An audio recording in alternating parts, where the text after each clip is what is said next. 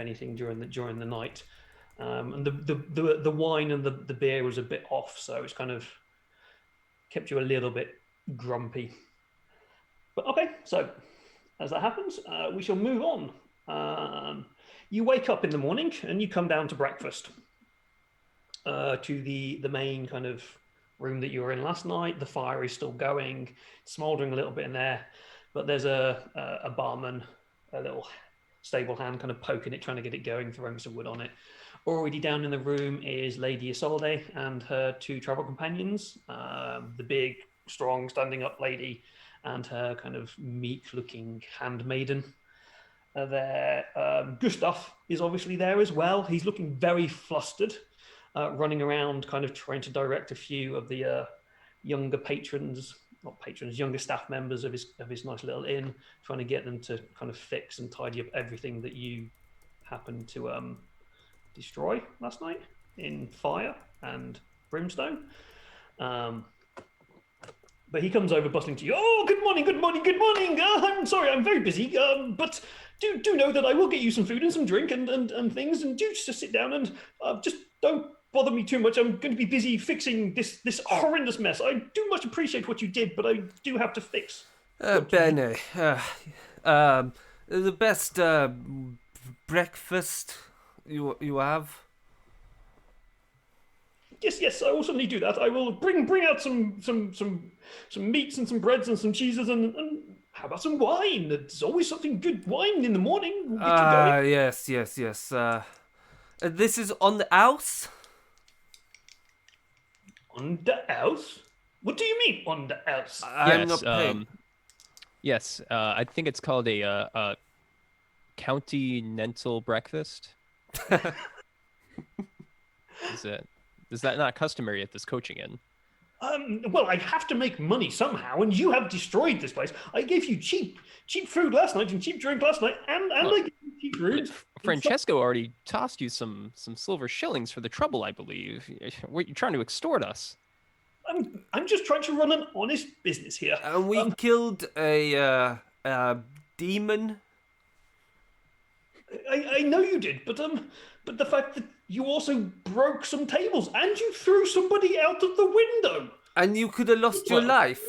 Windows are not cheap, you know. I mean, Mari, for the record, I believe that he jumped out the window. Is that correct? That Bretonian? Yes, he jumped out the window and ran. No. Your little man who is not here, the one who smells of pigs. He threw somebody out of a window. Oh, did he? He threw a table out of the window. window. He threw a table. It was burning. It was on fire. It was going to burn down your inn. You threw something out of my window and it's all gone. I have no window and now I have no table and the chairs and there's a hole in the ceiling. Yeah. Speaking of, it's a bit drafty in here. I don't know. This isn't up to my usual standards. Deal with this later. And then I'll get you food and we can haggle about the prices later. And he bustles off in a very flustered manner. Yeah. Mari. There's a distinct lack of anybody else other than the staff, Lady Isolde, and you. Staff, lady, and us. Okay, well, probably the coach drivers are probably drunk, but Mari, where's Klaus? Speaking of our friend that threw a burning table out the window, where's Klaus? I have no idea. Well, Francesco, do you know where Klaus and the elf are? The elf doesn't usually sleep in. It was early. The boy was going to carry something. Oh, okay. Well, are they going to be joining us on the coach? I have no idea. I'm just saying, we paid 5 shillings, and we're missing 2 for 5 people. If we're missing 2 of them, we should get this prorated. We should get 2 shillings back. You are no, you're obsessed with money, but then I am obsessed with money too. So,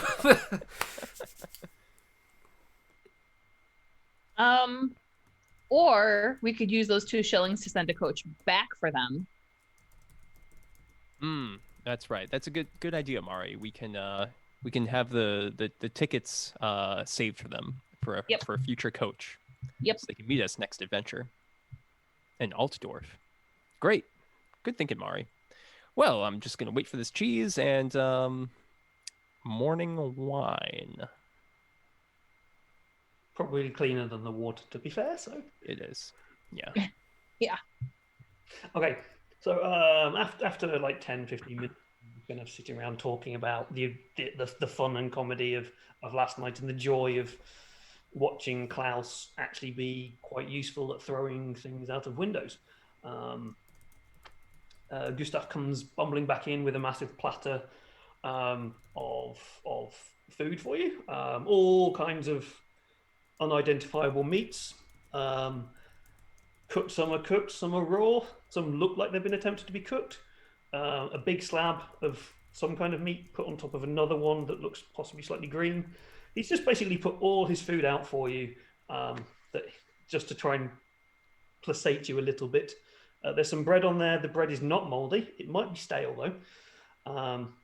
But he does bring out a nice bottle of wine for you, and clean cups and plates. I said, I'm sorry, but with everything that's going on, I've not had a chance to kind of look at the meats and separate them all out. But here you go. Here's some food. Yes, don't worry about the food, but maybe a 6 pence for the wine would be fine. And also, I forgot to tell you this last night, but well, I didn't know how good you'd actually be in handy and things, but someone left this note around a couple of days ago, and I thought it might be of interest to you. And he slips you a note. It's kind of I've put it in the chat thing. Marie, if you could do the pleasure, it is in your. I cannot read this. Yep. Where is it? Here we go. And it's a note. It's quite an elaborate kind of actual poster that he's put. It's kind of folded up, and as you open it up, you notice across the top it says "Wanted, bold adventurers," and at the bottom there is quite a well-known seal of the the Crown Prince of Hergrud, a local area that you will all recognise, and it reads: "Wanted, bold adventurers, His Excellency the Crown Prince Hergard von Tassennick of the Grand Principality of Ostland hereby gives notice that he is currently resident in Altdorf and wishes to engage the services of a party of skilled adventurers. Employment is to begin as soon as possible for an indefinite period. Would-be applicants are forewarned that they shall be required to undertake most perilous mission and into unexplored regions of the Grey Mountains. The matter is off the utmost delicacy and absolute discretion is required. Remuneration is negotiable, depending on experience, but a minimum of 20 crowns per person per day is guaranteed, in addition to generous bonus on completion of the mission. No laggards, cowards, or dwarves need apply. Signed, personal scribe to the Crown Prince, Hergard." 20 crowns. Was that 20 crowns 2 crowns each. each per day. per day? So 20 crowns each per day. A week. 140 crowns A lot of money. each. Wait, yeah. I'm 140 seeing each. 8 shillings per person per day. Hang But on. I'm also reading this sideways, so Yeah, sorry, I don't know why it's come through sideways. Is the book and the thing that I've sent you different? Oh, The thing you've sent me is that different. would be funny. We'll go with the thing that's in here and not on the screen that I just read. So the Yeah. actual, there's 8 shillings per day. I mean, 8 shillings per day is still really good. Yeah, 8 shillings per day. 8 shillings per Oh. day Okay. That's half a. I mean, is yeah, that's- oof. I mean, I make like 8 shillings a month. 56 You know, after shillings all in the a week. expenses and the Not guild bad. and everything, that's a lot. But the Grey Mountains, they're really dangerous. Mara, you've heard the stories.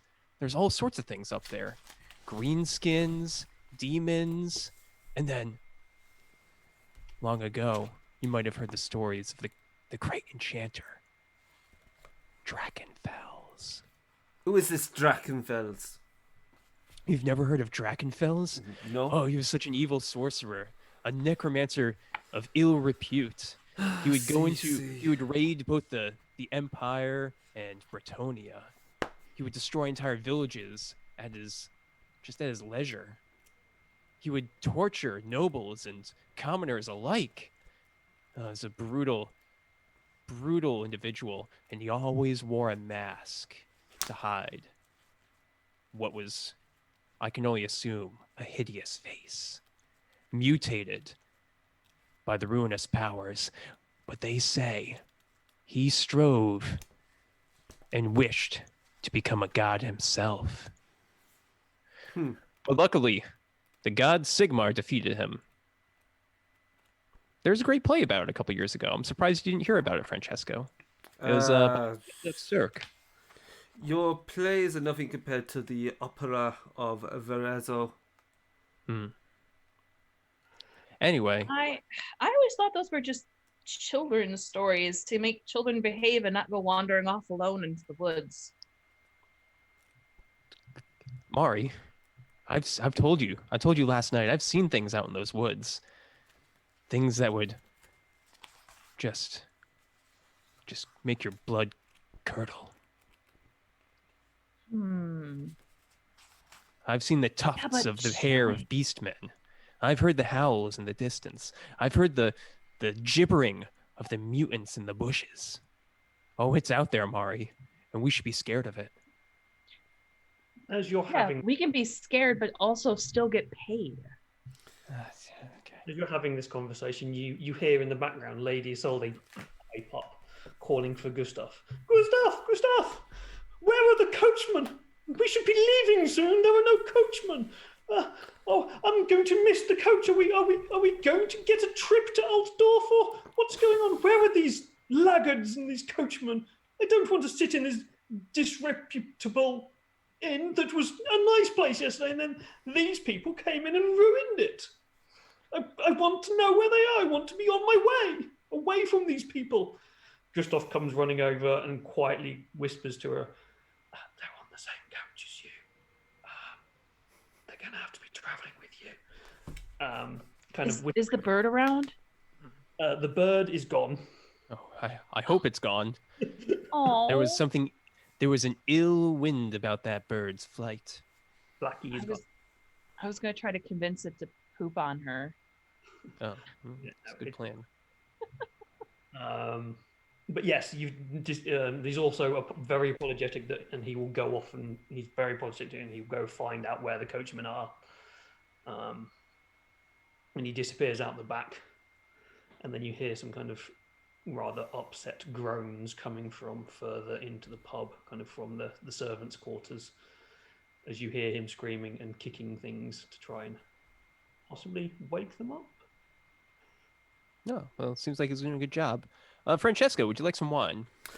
Yes, see, wine and a bit more cheese and bread before we set off. Are The we cheese with to? the white fuzz, not the green fuzz. Are we the white to- fuzz is going to help. So we are. Are we to just continue to Altdorf as no? Are we? Where is this? Where is this Nobel with this money? It says that he's in residence in Altdorf. Many of the nobles have like townhouses and the like, so that they can attend the royal court of our emperor. And what is Ostland like compared to the Reichland and the Reichwald? Oh, I've never been there, but it's in the east of the country. I think it's a bit flatter. Still lots of forests. It has a lot of influence with those kind of more burly the Kislevites. I don't know if you've ever run into any of them. The people there are a bit sterner, I'd say. Is this Ostland? How far east is it? I've never been there, but several days travel. Yes, it would take the little man who's walking past, who's serving drinks to everybody else and kind of sweeping up, goes, about 2 weeks by coach. You don't want to go there. It's a bit weird. It's kind of near the mountains, and Altdorf is a place you want to go. Don't worry about it too much. But yes, and just kind of drops a little side note. Weird. Yeah, I mean, it's clearly nothing compared to Altdorf. The magnificence of the cathedrals and the College of Wizardry, and you know our theater. Oh my, Altdorf it's really just the height of civilization. So, yeah, how long do we have to wait until we can get on the coach and just get out of here? Because this place is kind of lame. Yeah, it's pretty lame. As you're kind of doing this, you do hear that the two coach drivers have been persuaded to get onto the coach, and Gustav has come off to Lady Isolde and said that she can now get onto the coach. He then comes over to you and goes, so yes, you are on the coach, and Lady Isolde is well, she's a little bit prickly, so I'm not sure she'll let you ride in there with you, but there's plenty of room on the top and the back of the coach if you want to. And I did see you had a nice cart, which you could hook up to the back of it if you wanted to travel that way. We've done the best that we can with your pony, so you should be capable of walking, but maybe not pulling things. So just I'll travel atop Jill As on the side. As a noble, I will be riding inside. You'll have to talk with Lady Isolde on that one. I'm not going to get involved in that one. She's well, you've seen how she is, and well, I'll let you deal with that. I get my comb out and start preening and combing my hair back. Yeah, and just as a side note, for people who have watched the last episode, so Jill, the pony, or the mule, sorry, I should say, in the first episode was very nearly maimed by a cart, and I had to make up some stats for her. However, we have discovered that There are in stats. There are stats for her. And she's actually quite a stocky, strong mule, and well Great. worth weight in shillings that you have paid for her. 5 gold crowns, actually. You have a massive debt to pay off for her. It's a lease. Yeah. A lease that you have damaged. But yeah, so the companion does provide lots of extra stuff in it. There are side quests and all sorts of wonderful things in there, and they may be brought in, they may not. I'm not going to tell you when they are or not. But just as a side note, for other people, if they want to play it, there's a lot of extra details in the companions that flesh out the world. They give extra character details, and they do give like side quest, really fun little side quests that you can do that are like a very quick one-shot kind of thing. So right, anyway. So you go outside, and as you go outside, this is Warhammer Fantasy World. It's peeing down with rain. As always, the coach drivers, they are sat on top of the coach, having somehow in their horrendously hungover state managed to hook it all up together. They are not looking too happy or too pleased, and you just hear them grunt, "Get in, get on, we're going." I get in the carriage. Yeah, I'm gonna get in the carriage. Cool. And I'm on the side atop Jill. You won't be able to ride Jill. You'll be able to ride in your cart, which will be attached to the back of it. Jill is Sure, fair enough. I will have like a rope or something just to make sure that Jill doesn't wander off from the cart and keeps up. Will be tied on. So as Francesco and Murray try to enter into the carriage, Lady Isolde's guard, I've forgotten her name, looks at you and goes, "Get out. No one travels with the lady." We have paid for passage in this carriage. I expect a seat. As a noble of Verazo of Talia, I expect it. Just because you expect it don't mean you can get it. And you pay for travel on the coach. Doesn't mean you travel in the coach. I'm gonna pull out my notebook and a pen and just start writing everything that he's saying to us. Yes, word for word. I'm sure when we arrive in Altdorf and I attend to my business in the law courts, they will be oh so amused by the escapades of Lady Isolde, and how would you put it? How would you put it, Murray? How would you describe her how she conducts herself? With the decorum of a pig in slop. Ah, yeah, porco. Decorum of a porco. Yeah, yes. Lady Solde kind of looks. I mean, we Very- could brush And this I'm aside. gonna I'm gonna look directly at the lady and be like, and so which house are you from so that I can make sure my records are accurate? She looks at you and kind of stutters. Goes, well, you think they'd believe you over me, a proper lady? And she's properly Freedom of the press, dear. what we're going to do is we're going to do one of you two. I don't know. We could charm her. I could charm her and say we write something nice. We're going to do a charm roll because you're trying to charm her, but there's going to be like lots of bonuses to it because Murray is obviously threatening her. What's your charm at? Minus 40. Oh yeah, you go. You're a little higher than I am. And remember that all our fortune points are I'm going to make reset. this again her kind of charm, but she doesn't have any. So charm, yeah, we'll do that. Ooh, yeah. You want me to roll charm? Here we go. What's the bonus? You're going to get plus 20 to this because Great. she really doesn't want her name in the paper. 2 success levels. I've got a 44. Ooh, Ooh, I rolled technically an a crit. Yeah, I rolled an 86 because Dice and me hate things. Cool. So his older's like, okay, yes, please do come in.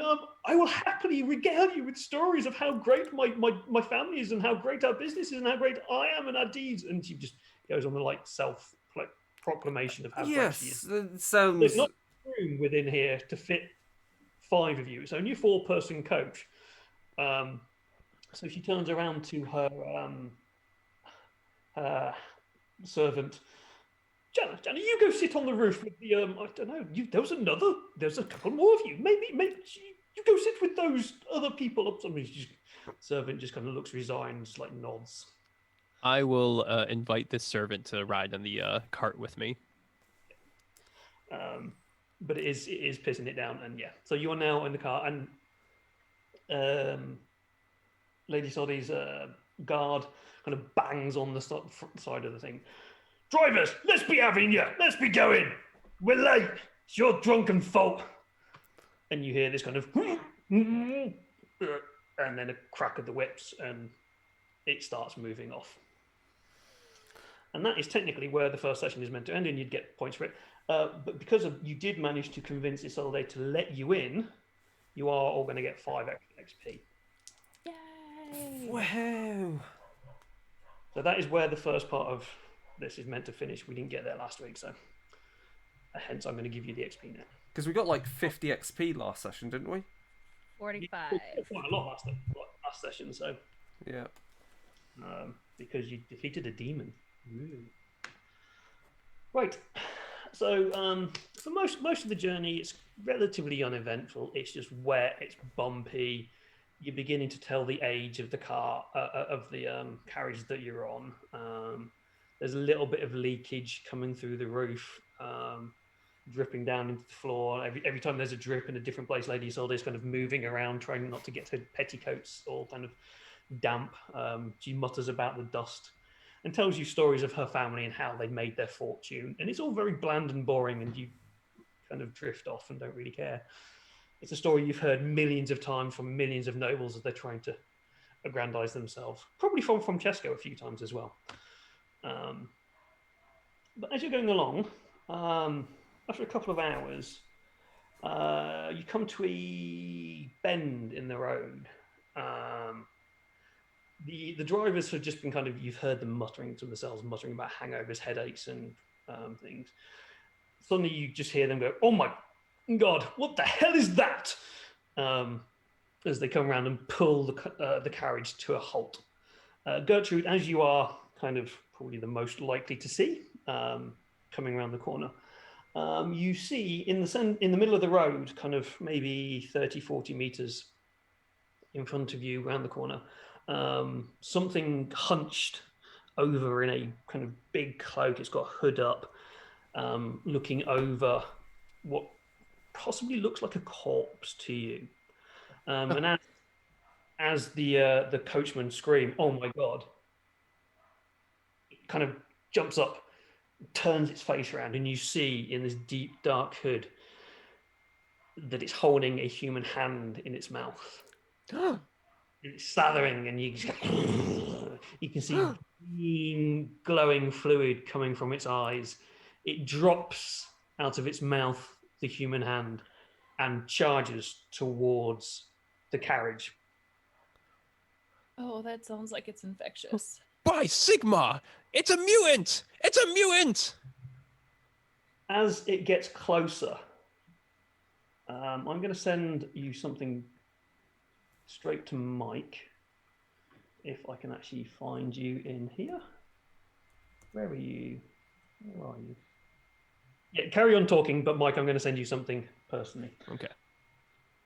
So yes, Gertrude sounds the alarm that there is what she thinks is a mutant in front of them, in front of the coach. I guess what do Francesco and Mari do hearing this alarm? I guess I will quickly gather my cards off the the fold-out table or something that's in there, stash them in my pouch, and prepare to get out the door and draw my rapier and pistol. Even though I know the pistol has no shot, it might just be a deterrent.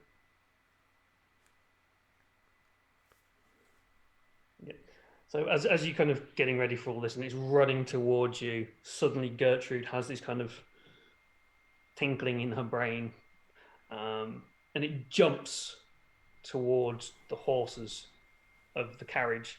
The horses panic. And they break free of the harnesses and bolt. One of the coachman is still holding onto the reins, and the reins are still attached, and goes with the horse. The other one is just kind of fumbling under the seat, trying to get out the weapon that is currently on his seat. So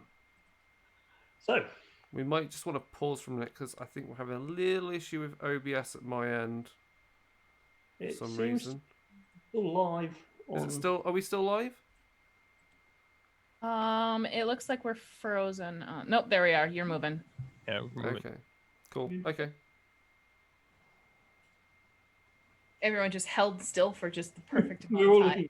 working. We just stopped moving. Yeah. Seems like it's working. Yeah. So as Francesco and Mari are getting ready, they will hear Gertrude shout, Rolf, get down from there. Get down. It kind of hears you and just sees you and just kind of a weird kind of twitch of a recognition at the name and kind of looks at you and then jumps for you.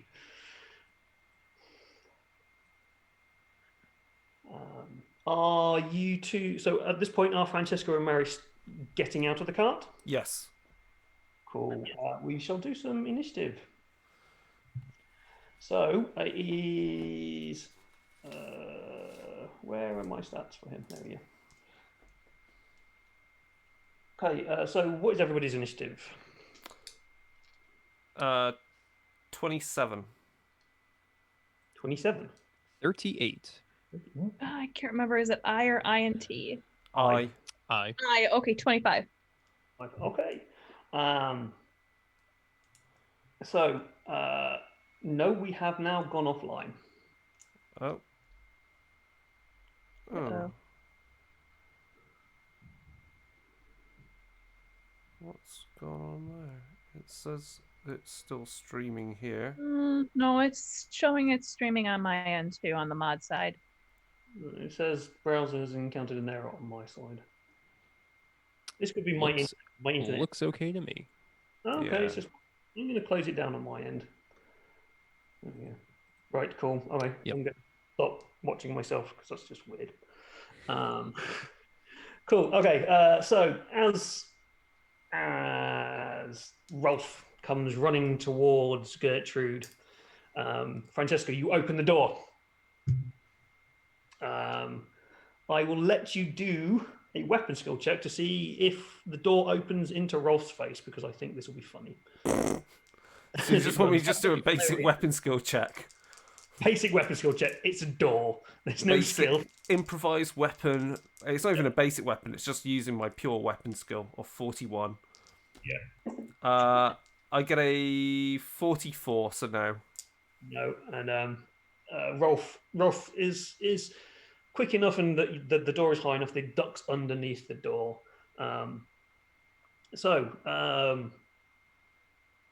Gertrude, you have the higher initiative. What would you like to do? Gertrude will stand up in the cart and say, Rolf, calm down, slow down, calm down. That's what she does. Rolf obviously just ignores you and continues running towards you. Next, I think, is Francesca. Okay, so Rolf is, with the weirdness in his face and everything, has run past my door. Bloody dagger in his hand. Yeah. Got a bit of viscera on it as well. Has run past. That changes things. And is heading towards Gertrude. Yes, so behind the... So I've jumped down, and I can see that he's running towards Gertrude, holding this dagger, ready to do some damage. I'm going to have to just charge at his back with my rapier drawn. Go for it. I mean, I'd like to do a cool shot on the arm, but, I could just miss doing that, so I'll just go for a charge attack. Cool. So charging will give me +1 advantage. Yep. So that gives me +10 on my weapon skill for this. That puts me up to 58. Yep. And in the back, does that give me any advantage? It's not actively going to see me to defend against it. I'm not going to actually see you, so I won't give him any bonuses because he is technically charging Gertrude. The only thing that might apply is surprised, but that means that they don't get to do anything for the entire round. Yeah, I don't think we'll do that. I will. If I'm attacking from behind, and attacking from behind, I think it might just be advantage. Yeah, I'm just wondering if there is the benefit that I could do a cold shot on the. Well, you can do a cold shot. Let me see. There must be a rule for cold shot. I just can't find it.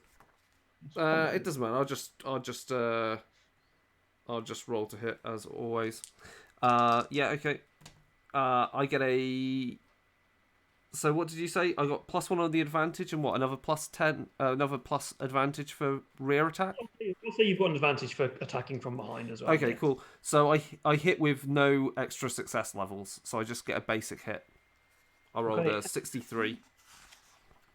I've just lost the sheet because I was looking in the rulebook. I miss. So it's just your base. There's no success level, so it's just your base weapon plus your strength bonus. Yeah, so that'll be 7 points of damage to the. I do to the 39, which is the right arm. Cool, and that can be the one that has the dagger in it, because everybody right-handed. So no offense to anybody else, but so cool. As you do that, it's charging towards Gertrude. It lifts. Rolf lifts his arm up, getting ready to jump, and you just kind of flourish your way out of the carriage and just whip your rapier out, catching the arm as it gets raised, doing a massive deep gash all the way down the arm, cutting a few of the femoral arteries as it's going. Blood starts gushing out. The blood, you notice, is black and thick. Not your usual nice, flowy, clean red blood. Different to the stuff which seems to be leaking out of his eyes.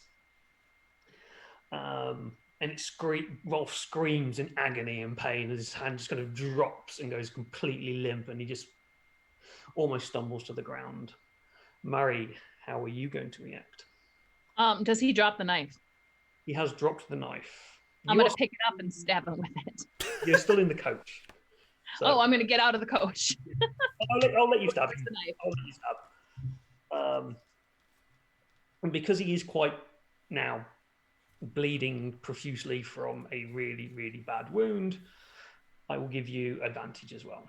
So plus 10 to your weapon skill. Okay, so it's just a basic weapon. Yeah, it's just a basic weapon. It's just a normal dagger, so which you should also have. I think all characters come with a dagger. Oh wow! I'm going to stop rolling dice. Oh, I got a 17. Ooh, so what is your weapon skill plus the 10? Plus the 10, that'd be 39. 39. So you are looking at 2 success levels there. So, so you've got 2 success levels. Your strength bonus. So this is the units on your strength. The units. The Not 10 units, the tens. tens place. Oh, the 10's 2. Gotcha. 4 there, and a dagger is 1. I think. No, it's 2. 2, okay, because it says something else on here because it's included their strength. Yeah, bonus, yeah. So you have done 6 wounds to him. Nice. How do you want to do you want to kill him? Where'd you hit? Gertrude has been screaming, Rolf, you know me, and you've heard this. Where does Mary hit him? Where she's got a knife. Where does she hit? Roll D100. Roll. Hit it. We'll go with this, and then you can kind of think about how you. Okay. Yeah, I will. 98. You hit him. The right leg. The right leg. All Right right, in the so thigh. what's going to happen is that Mari is going to slide onto the ground, grab the knife, and like because of her growing up as a warrior born, she literally just swings it around right into the Achilles tendon of his right leg. As you do that, the arm is kind of flopped down, and he's still trying to work his way towards Gertrude. You hit the Achilles tendon, it snaps, another massive screaming pain. But as you try to actually hit the Achilles tendon, you take off the entire foot. Ooh! And the suddenly just the loss of blood overcomes Rolf, and he just collapses forward into a stinking, bloody, oozy mess on the floor. And more of Gertrude. that black Yeah, blood is coming out of the stump of his leg? Yeah. Gertrude jumps down from the cart and runs over. Rolf! Rolf! Oh my blessed Moor! You killed Rolf! Who You is psychopaths! What did you do? who is Rolf? He was an old friend of mine. He's been missing for a year. How could you do this? You could have restrained him. You didn't have to kill him. I know it looks bad, and he might be a mutant, but you chopped him up.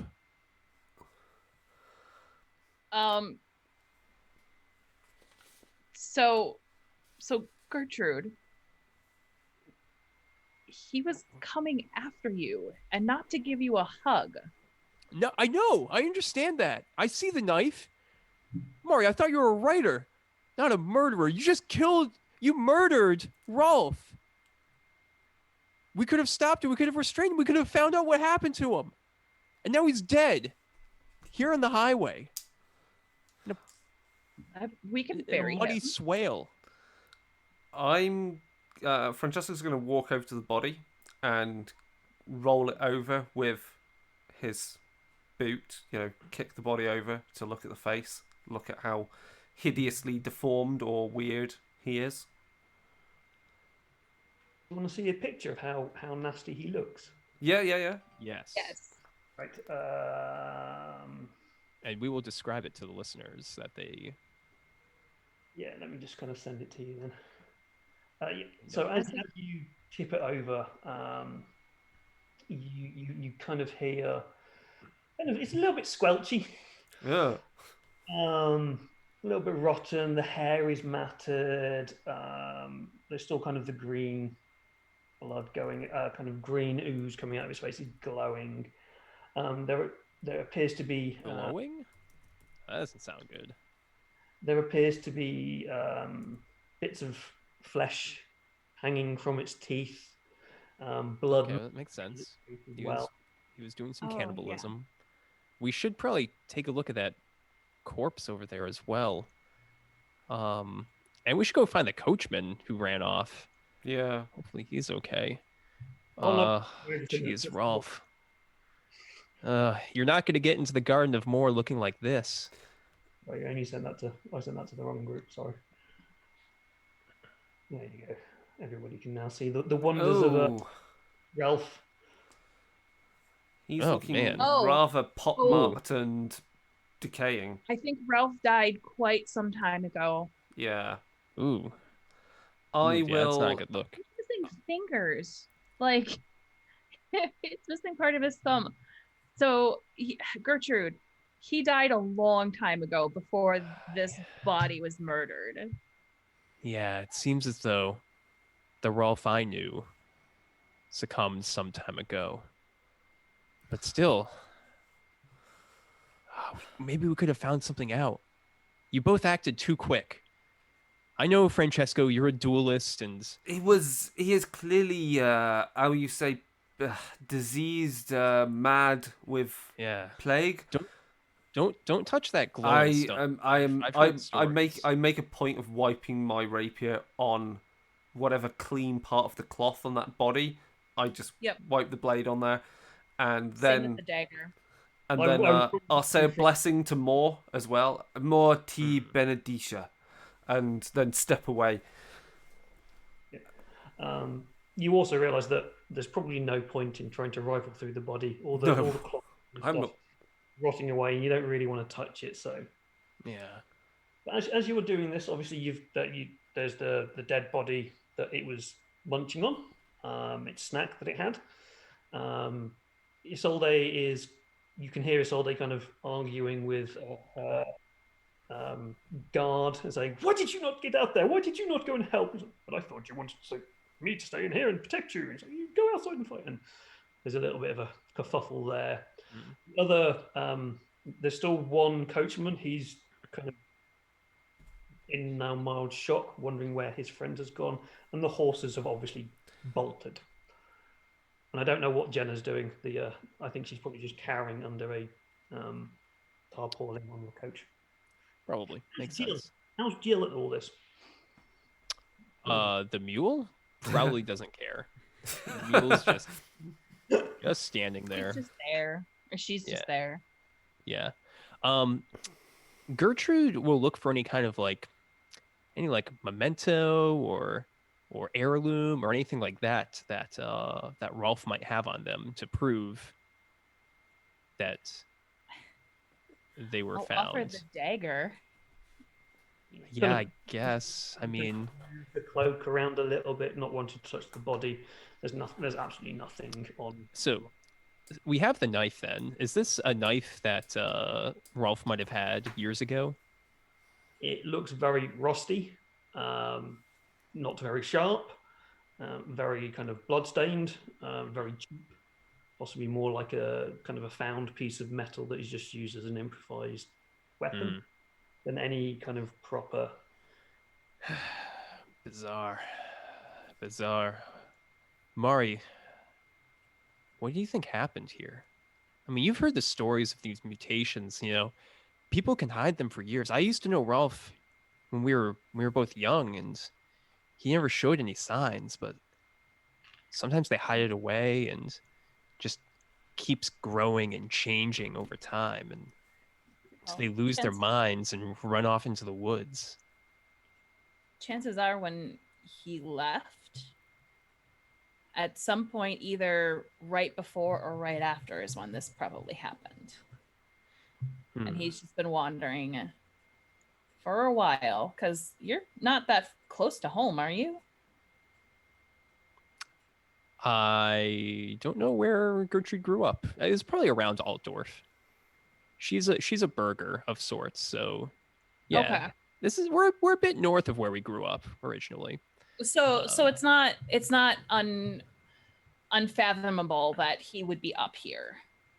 Yeah, let me think for a second about where I last heard that he had been doing stuff. I do remember he developed. I heard from a friend. I haven't seen him in a while, but Ralph started to get a weird rash. I heard, and he got pretty irritable and violent like a year or so ago. Yeah, and I heard I just heard this. This is just hearsay in the bars, but he started to wear a sack over his head. That was pretty weird. Yeah.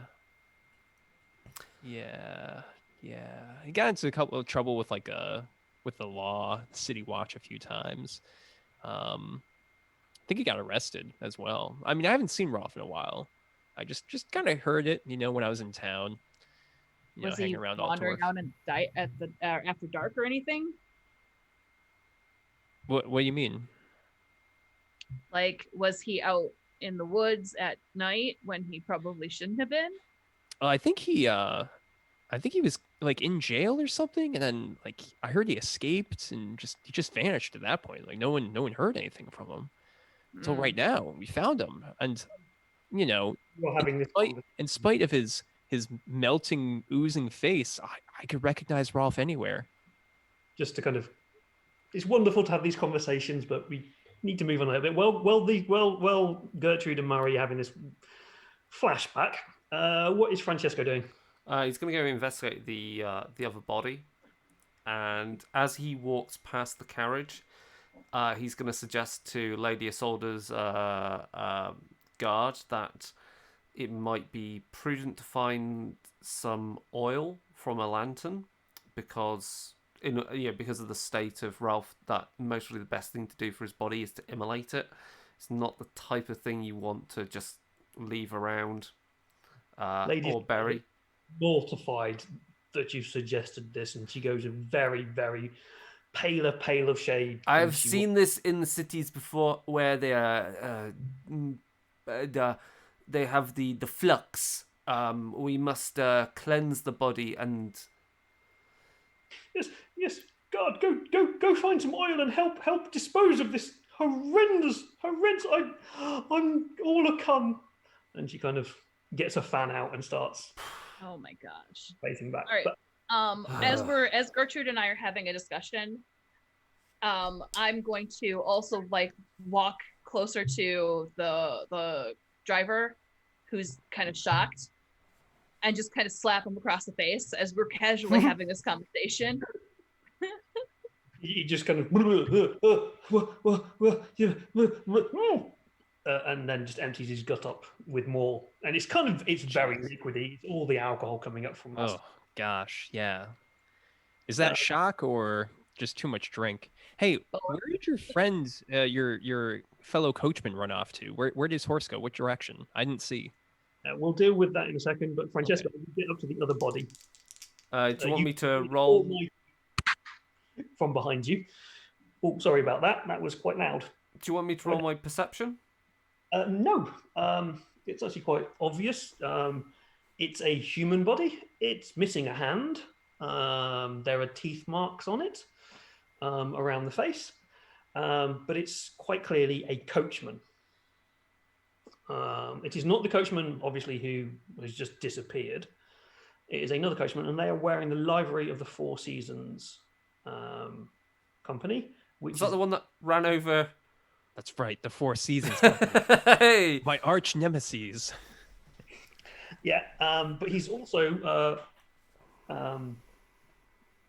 wearing a sleeved mail shirt. A what? Sleeved mail shirt. Oh, right, okay. Which will fit a medium-sized human if you want to take that. Other than that, there's not really much else on there. I don't wear mail. It's not really, doesn't really work with my profession.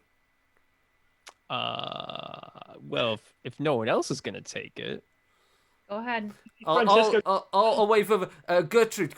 Is this not the livery of the the Four Seasons coaching? Yes. Of course. Well, I would never wish anyone to do this kind of physical harm to them, but I do kind of relish seeing them. Wait a minute. We saw a coach going the opposite direction at full clip. Maybe they got attacked by Rolf or someone else. Did we hear what happens to that previous coach? Did it just ran through town? The only thing that you heard was Gustav just said that they were running late and that they'd left. Running late. Okay. Well, all right. Whatever. Trouble. Could be related. Maybe it's not. But anyway, Four Seasons. Here, Francesco, can you help me out? There's like a clasp on this mail to take it off. Like we're in the back. Is that right? Something like, yes, just there. If you unclasp that, unbuckle. Okay, and they get the coif right. Okay, yep. This mail is heavier than I thought. Sure, you're gonna Gertrude, be able to wear that? I'm not gonna wear this. Gonna sell it. You can carry it around. Are you gonna put it on your doggy? No, I'm gonna sell it. There's gonna be someone on the city watch that wants a nice mail shirt. As you are kind of undressing this poor man and taking his wares, and you're moving around kind of the area, you notice that there are relatively fresh coaching tracks in front of you, kind of leading away from your coach, kind of towards outdoor, so in front. Then he Towards must outdoor. Okay. He must be from their tracks to another coach. We should be careful. Yeah. I suggest we go on. I will go on foot ahead of our coach, and we see if there's any danger. As you kind of okay. talking about this, you hear crashing and banging and snorting coming from the woods to your left. Oh shit! No. Snorting. Yes. Please Oh, tell me no. there's Like a gunpowder and horse shot on this snort guy as or well. like something else snorting. It could be the Beast Man. Everyone! Arm yourselves. They're coming for us from the woods. One of their herds. David, on this dead coachman, please tell me there's some dry gunpowder and some shot. Bollocks. No, but what you do see is as you're kind of hearing this crashing and banging and Gertrude starts screaming about beastmen in the forest, the other coachman starts panicking and he starts scrabbling down, and you see him kind of fumbling, and he throws a pistol on the floor as he tries to kind of actually pick up and use a pistol, but he's too terrified and hungover, and he kind of fumbles it in his hand and drops it. Oh my god, you are so useless. All right. They do this. I am by him, right? Yeah. All right, I'm going to literally pick him up, hold him right in front of me, and say, you need to get your shit together, because if you don't, none of us are getting out of here alive. Yes, ma'am. Breathe. You're either going to be under this coach when we leave or outside of it if you don't get your shit together. Not driving it, because you're not going to be able to. Yes, ma'am. Gertrude could drive this coach, right? Yes, I so could, we but- can leave you behind. I could, but we need to get that other horse. And the beastmen are coming. They're in the woods over there. They're probably prowling around, watching us, As you kind of waiting to strike. hearing all this, you suddenly hear actually coming from there a voice as well on the wind coming from where the crashing is coming from. It seems slightly familiar, as if you've probably heard it before. As you prick up and you listen, you actually hear, it's me, it's Holt, don't shoot me. And the other coachman comes running, crashing out of the woods. Oh, you are there beastmen behind you? And Gertrude will pull out her dagger. No, there's no one behind me. The horse just It took me through the woods, and then Where's the horse? Where's the horse, you dolt? We need to get out of here. There could be anything in these woods. There could be mutants. There could be cultists preying upon a black altar. I don't know whether I'm not going back in there if there's weird things like that in there. Well, one horse, we can, and just runs and goes and hides under the coat. Useless. All right. I will go to the edge of the woods and see if I can like call the horse, or like some sort of like usually stage horses, coach horses have some sort of training. Usually. Do you have charm animal or something like that? You. Hey. Make a charm animal check, please. All right. Ooh, okay. I got a 30 and my charm animal is 37. Cool. You hear her in response to kind of the call that you do to try and find out where the horse is. You do hear a whinny kind of off into the woods, knowing that the horse it's. Is it far, or is it not like I could probably walk and get him? You could probably walk and get it, but you can't see it, and it is dark in the woods. Okay. But as you're doing this, and Chris has decided Francesco is carrying on around the corner. Walking up the road? I know. I think hearing someone crashing through, I would have backed away back to the carriage, kind of put off by that. So I am going to first of all look, because if the coachman obviously has a pistol, there must be some dry powder and shot which I can just pilfer that no one's going to notice, and that would be prudent to do because we need another gun loaded. Yeah. So what you will obviously, there's the pistol which is on the floor, which is a little bit damp, but if you pick it up quick enough, then it's not gonna the shot won't get, and it'll still be usable. And I'll say there's enough powder and shot for 2 more shots. Okay, cool. I'll make sure this one's dry, and I'll load mine. And because the coachman is obviously a nervous wreck, so I basically want them ready that I can just go bang and then pull the other one and shoot it as well without needing to reload. Pirates and things. Yeah. Cool. Yep. So I'm basically sat on the driver's the seat, where the driver would be for the carriage. Yep.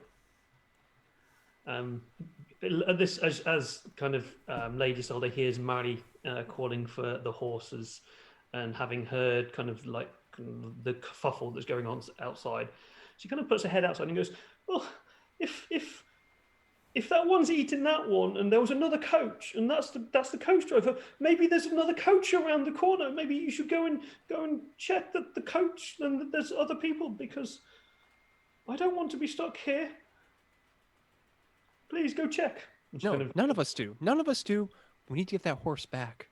Mari, maybe you should take Francesco into the woods with you. You shouldn't go in there all by yourself.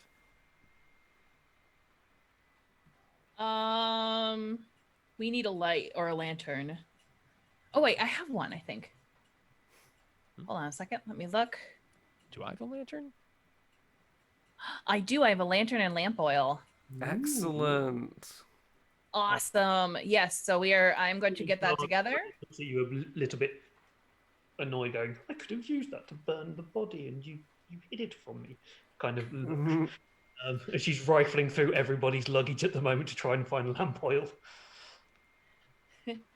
Oh darn! All right. So I'm going to get everything together, get that together, and then we can go as quickly as possible through the woods in the direction that I heard, and I'll keep calling it to see if I can get its attention. Is it so as you go further into the woods, it kind of becomes oppressive. It's winter time, or coming up to winter time. It's raining. The woods are dark. You obviously heard the crashing coming through there. You've heard the stories of the beastmen and the orcs and the elves who kind of roam these forests. and the capricious sprites and demons around. It doesn't feel natural. You've just been attacked by a mutant. It is quite scary and ominous. You walk forward, going through the mulch of rotten leaves, and the stench of those kind of comes through. You can see the track where Kult, the coachman, was dragged through quite clearly. There's bits of cloth where his kind of coat has been caught on it. And you go, and as you keep calling for the horse, you do eventually find it. It seems nervous, and it's sweating. It's not done a long enough run, really, for it to kind of build up a big sweat. But it looks nervous and is very twitchy. It does feel comfortable around you, and it does come back with you to the coach. But Okay. it is very twitchy. Okay, so yeah, this is a very spooked horse right now. You come back, the coachmen are very, very happy that you found the horse. The one who is not hiding, the one that you slapped, goes, "Oh, thank you for finding the horse. I will make sure he gets all hooked up back to the coach, and we'll move on and forget this horrible situation." Oh, we're not gonna forget until you pay me for doing your job. It's your job to Yeah. mend or to tend to the horses, isn't it? She's right. You may be right, but I don't have any money. I drank it all last night. And you know that he drank it all last night. You saw him drink it all last night. I'll loft up the now second pistol I have, and I go, "This is payment enough then." Yes, take the weapons. I can't use them anyway. We get given them, and nobody's ever trained in any of this stuff. Cool. Capitalism there, right for you, isn't it? Do a job with no training. It's going to take them a good 10, 15 minutes to settle the horses back into their harnesses and reins and things to move the coach. So you've got a fair time to kind of walk down the road if you want, or just sit around and wait. Let's Or set fire to the body. let's Yeah, cremate we'll that do body, and wait. I have no intention of looking for that other carriage. Neither do I, but I guess it would be good to just kind of check around the bends before we go around just blind. Okay. Yeah. I agree with at least checking out around the bend. I'm gonna give Marie then the. Well, no, how good is Marie with a pistol? What's your ballistic skill? Hold on a second. Let me pull it up. What are you looking at? The body catches fire and it burns and it produces this horrible putrid smell and black smoke and just kind of fizzles and pops a bit. Oh yeah, she's never actually been trained with it, so I have no ballistic skill. Yeah. I technically don't either. I just have to go off my raw ballistic skill. Yeah, just go Same for here. it. You're not trained with them, but you can certainly hold it forward and point it. I mean, she was warrior born, so I'm assuming she's at least been introduced to the basics of it. Of don't point it in your face. Yeah. So don't look down the barrel to check to see if it's all set. You'll know when it's loaded, and you'll know how to load pistol and shot. So Yeah. we'll say that. You just might not be very good at pointing it in the right direction. And I can totally accept that. Cool. So as you pass, as Francesco passes Murray the pistol, Gertrude is with you, and you kind of, are you going to walk down the center of the path, or are you going to go through the forest? How are you going to check around the corner? Is there like a ditch on the side of the road, or is this completely flat? It's Basically, I'm saying we should do like a kind of stealthy approach. right. So we'll say stealthy approach. So you kind of probably stick into the side of the Yeah. road. It's a main road. There's probably a culvert, but it won't be a deep ditch for you to kind of go through. It's not well maintained. There'll be kind of stones that are meant to be there. Yeah, you know, this latest emperor is just letting everything just fall apart. Mm. At you saying that, it brings a memory to I will say Mary because that makes sense. Let me just find it. Also, everyone make me a stealth roll. Oh. Oh, stealth. Yeah, that thing I didn't invest in. For other reasons. Yeah, Ooh, no, fail. fail. Super success with a 4. Wow. Okay, Nice. what I'll do with that level of success, then I'll say that we can pass off some of those success levels to the others to kind of get you through. Yeah. So as you say, yeah, the emperor he's not maintaining the roads. The rumors are that he's actually spending the money on like the state army, Yeah. kind of fix the mess that's going on in Ubersreich at the moment and things. So Hmm? What's Ubersreich? What's Ubersreich, happening in Ubersreich? all manner of stuff. We'll find out later. But yeah, so you kind of you kind of know that the emperor is possibly distracted as well from certain things, maybe. But yeah, cool. So as you make your way kind of down the side of the road, you actually hug the outside of the corner, so you don't have to travel as far around to see it. But you kind of sneak through the woods, and you come around, and as you get further in, and you still got your carriage in view, and you start to see in front of you the other carriage. It is turned on its side. Oh no. It's missing a wheel, which you can see kind of buried in the mud off to the side more. You can also see another dead coachman near the carriage. What you can also see is 5 other creatures. One is gnawing on the coachman.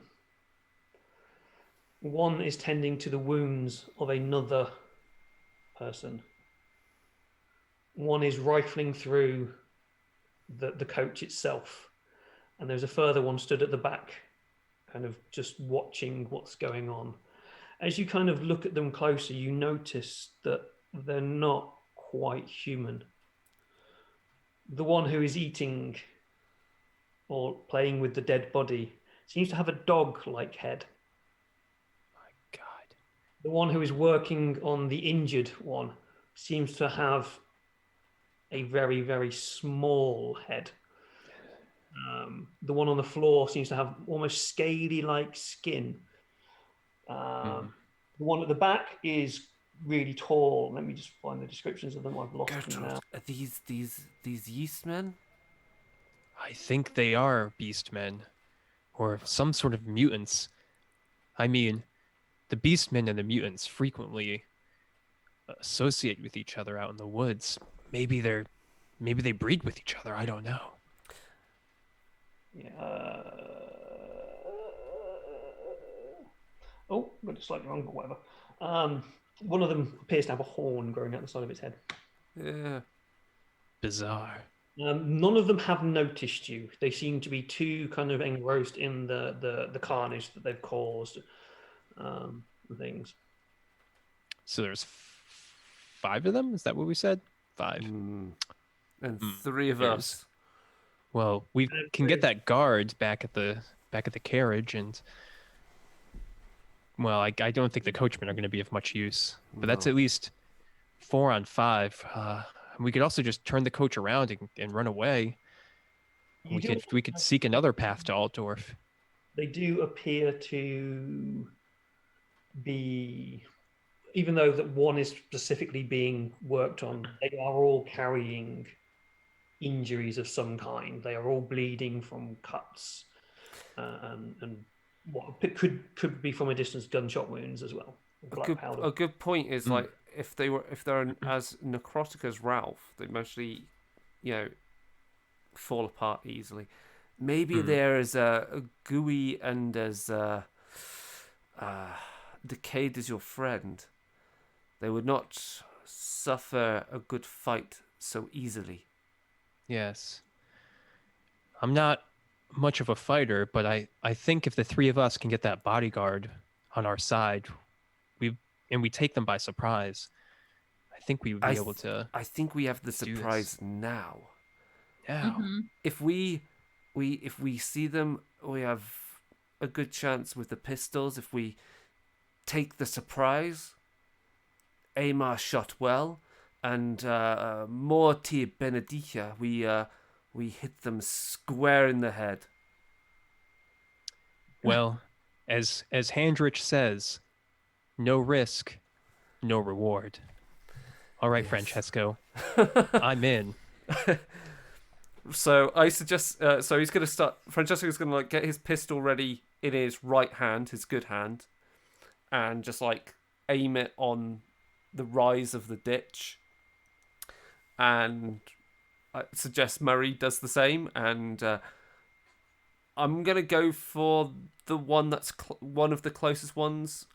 We'll go for the two that are closest and do aim shots at them. Are you going to get the help of the guard? I think if enough shots sounds at the same time, that might get their attention. Okay. Okay. I will stop. I was going to let you take control of her, and you could have had an extra help. Yeah. Not doing that. No. I'm going to follow Francesco's lead and get set up as best as I can. Right. So, Aiming is plus 20. Ooh. Nice. I'm guessing you also have to drop other actions. Yeah. So basically, this turn we just stand there being quiet and aim our shots. Yep. I will let you do aimed shots. Let me find out. Hopefully, this startles the hell out of them and they leg it. Yep. So, So, let's say there are 5 of them. There is one who's further back, kind of looks a bit like a leader. He looks less injured, and then you've got the 2 who are helping each other. One who's munching on someone, and one who's kind of rifling through people's belongings. I mean, we could, if we both shot at the leader and took him out, that could startle the lot of them. What do you think, Murray? Do we go for the head honcho? I think we have to focus both of our shots on the same one. Let's do it. So I'll aim where you aim. Let's go for head honcho. Aim at him. Okay. And may Renaud bless our shot. Right. Yeah. Black powder weapons rules now, so I know how much to.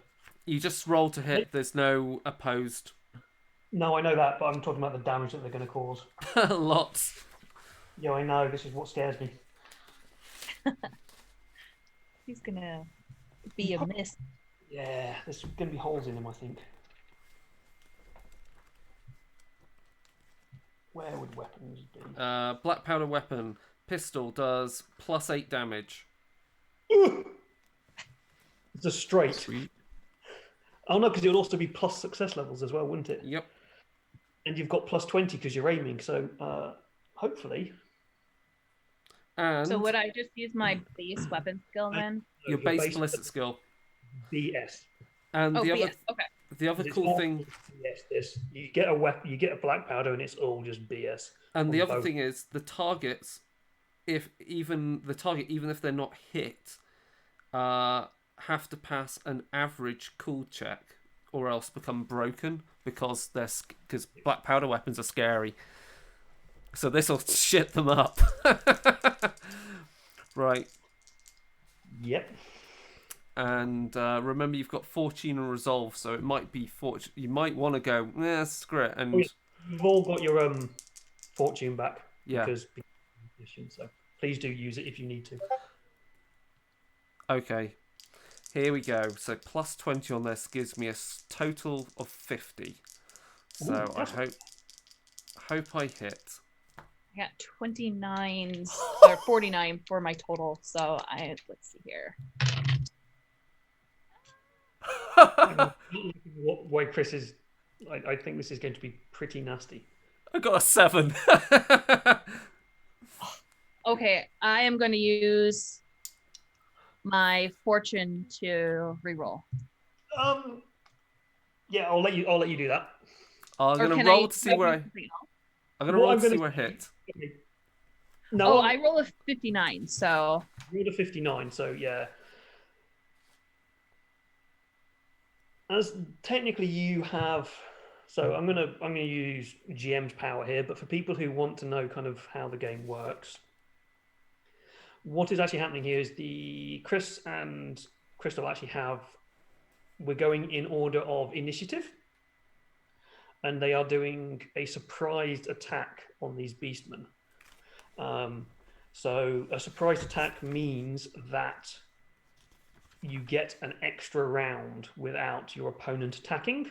So even though they're firing black powder weapons, they're making noises, because it will be happening in so quick succession of a round, they won't get to respond until the next cycle of initiative comes through. So what we're going to say here is that Mary and Francesco have planned this, and they are firing at the same character. If we were playing it properly, Francesco would go first, would take the shot, would do his horrendous amounts of damage, and I would go through that, and then Mary would then get to choose her target, whether it's the same target or a different target. But as you don't, as we'll say that, yes, planning and shooting, because you're not shooting people, it makes story sense. But for people who want to know the game better, that's kind of how we should do it. But play it however you want. It's a game. Enjoy it. Make a story. Cool. So are you going to use your fortune? I am. Cool. Re-roll it. I rolled an 8. Yeah. Yes. I hit him in the body. I rolled a 76 for the target location. Oh, okay. So, what is your ballistic skill with plus 20, Crystal? You said- 49. Oh, so you both have 4 success levels. Mine was BS is 50, so I've got +5 because it's a 0.7. You've got to go above the difference. Oh, is it? I was just doing. I think that's the fast success levels, isn't it? Yeah, so you've got to have kind of... yeah, anyway. It doesn't really matter, to be fair. No. Both done horrendous amounts of damage. Even if it's +4 or +5, one of those shots is Where enough does to Crystal hit? Where does Crystal hit? She might hit him in the head. Oh, Please, the head. hold on a The second. head. The head. Yeah. I rolled a 2 for my where I hit. That's the head. Fucking hell. Boom, headshot. And yeah, as I say, Mari's just the dark horse of this campaign, apparently. Yep. does he have any armor? Always got thorny scales. Hang on a minute. So, yeah, you've done enough to kill him. I'm just I should hope so. can't be bothered to work out how much damage you've actually done, but he has 12 wounds. Yeah, that's enough. Each of your shots does 12 damage, or 13 damage, depending on whether you take the 4 or 5. He's got a toughness bonus of 3. Yeah, he's dead. He very dead. He So is mid. as these 2 shots go off, they hit simultaneously into the body and the head. You surreptitiously, silently in your head, both high-five each other. And the body explodes kind of in gore backwards, and his head bolts backwards as his brain kind of comes out the back of his head. The sound of the ricochets of the shots echoes through the forest. The other beastmen, or mutants, I should say, sorry, kind of perk up at the sound, see you, snarl at you, turn around and see the effects of your 2 shots as their leader just topples backwards and thuds into the mud. They look back at you, look back at their leader, look back at you, and just decide, nah, screw this. And they just go. They are not having anything to do with that. They cannot deal with black powder weapons of that accuracy. That is insane. I start reloading mine just in case. You've got one shot left. Yeah, that is the last shot we've got. And Well yeah. done, you two. And they might have some more black powder at that coach up ahead. Indeed. We should. What is the plan? We should move the coach. Well, let's We go should- over the. Let's check the coach out before we head back. What we'll do though, it is kind of 9. We should have a break. Half in. Take 5-10 minutes. Yeah. Okay. Cool. Sounds good. We'll be back then in 5-10 minutes. So see you for now.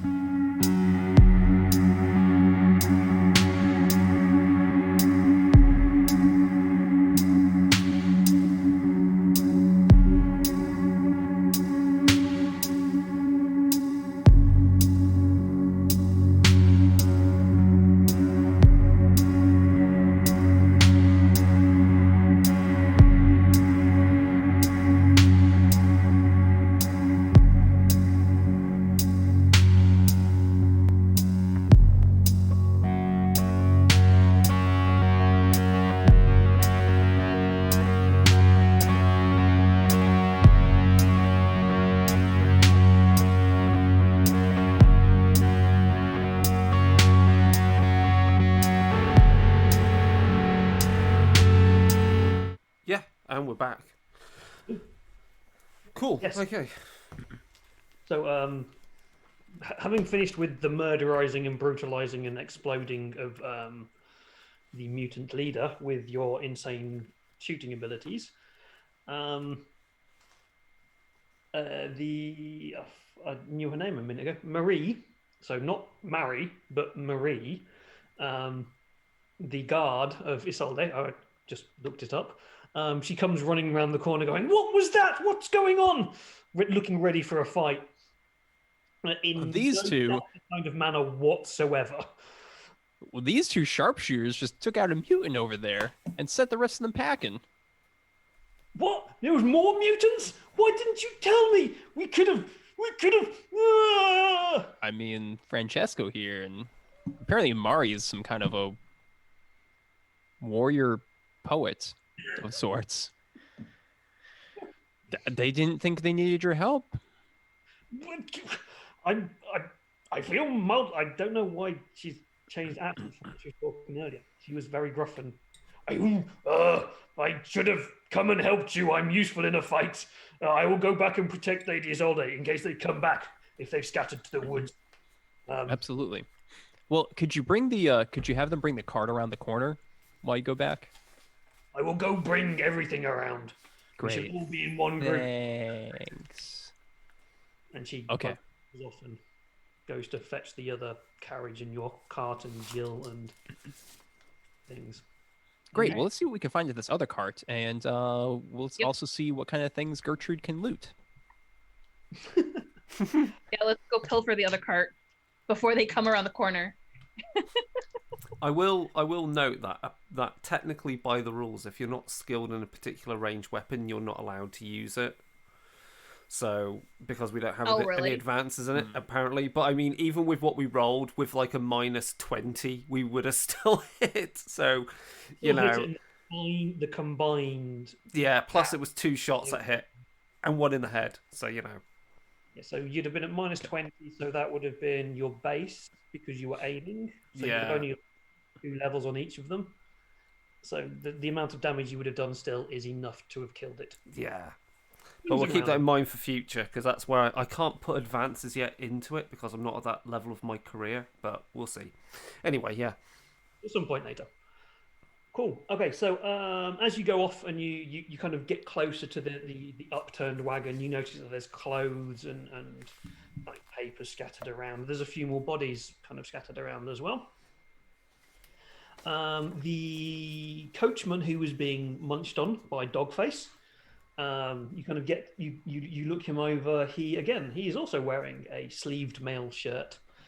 We'll take it. Cool. And lying next to him is a blunderbuss that is mildly damaged with no shot. Like it's been fired, but the firing of it has damaged the actual weapon. I'm sure it's worth something to someone as a spare parts.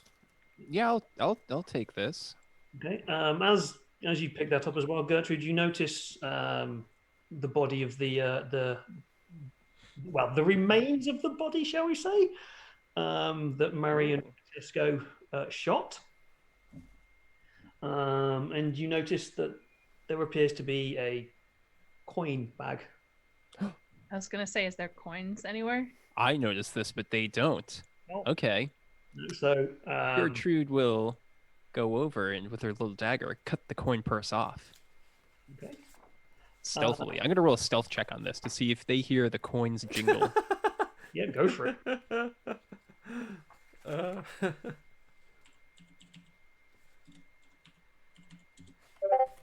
I got an 8.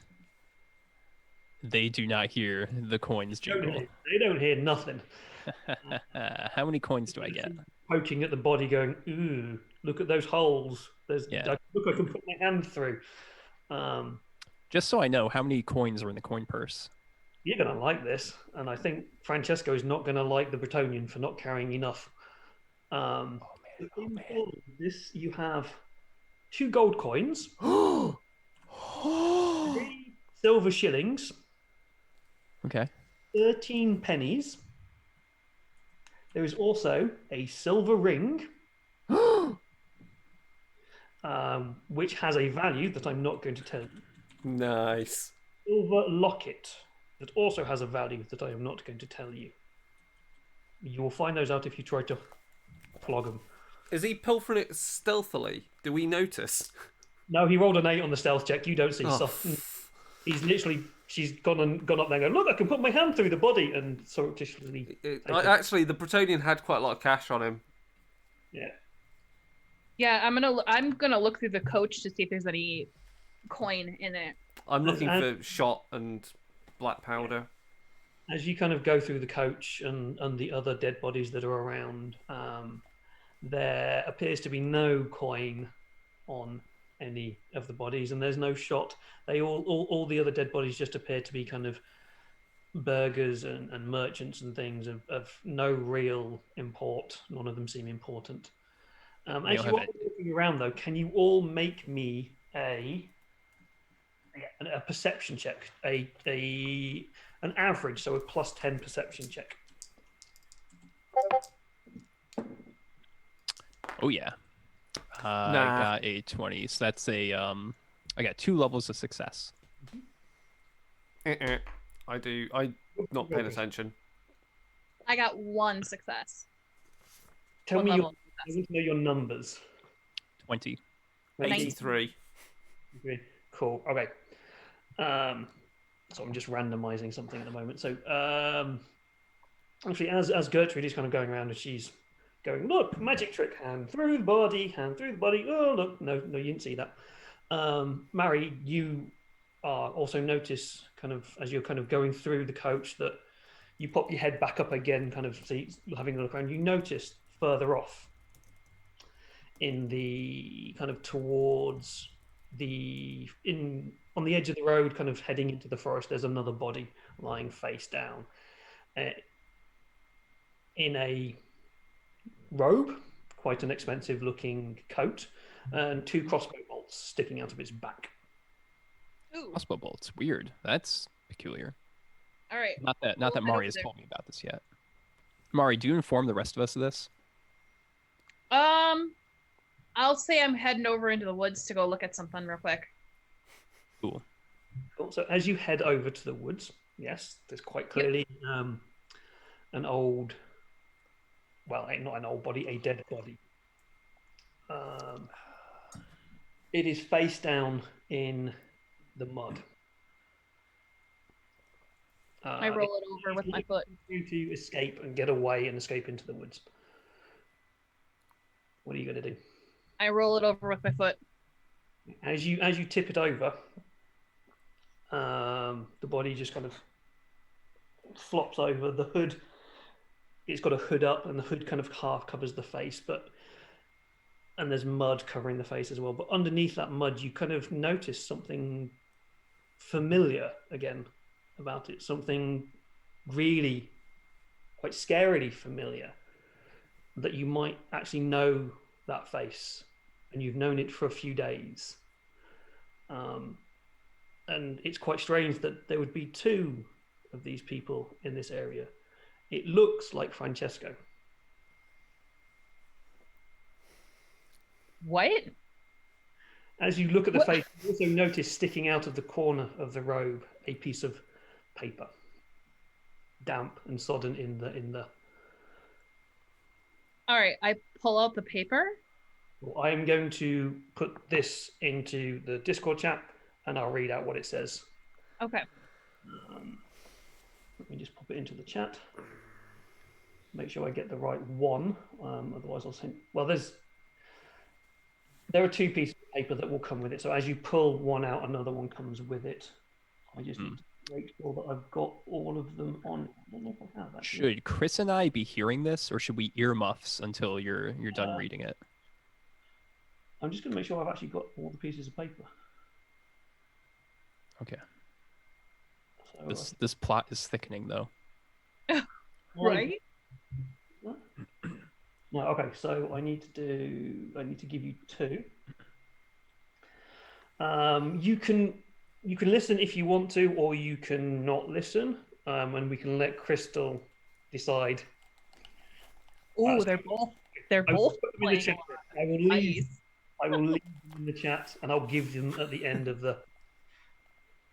So let me find the piece of paper. The first one. It looks like they both look like letters. Okay, and they look quite important, well signed, and have seals upon them. The first one reads, it has an address at the top. I won't go through the whole address, but the town at the bottom is Bogenhaven. And it says, Dear Herr Lieberung, after many lengthy researches, we have come to believe that you are the only living relative of one Baronet Lieberung, late of the town of Ubersreich. This being the case, and any other heretofore unknown and pertinent factors notwithstanding, I am herewith charged to inform you that you are the sole benefactor of the late Baronet's last will and testament, hereinafter referred to as the party or the first of the first part, as well as to entail of this title and all lands and estates attached thereunto.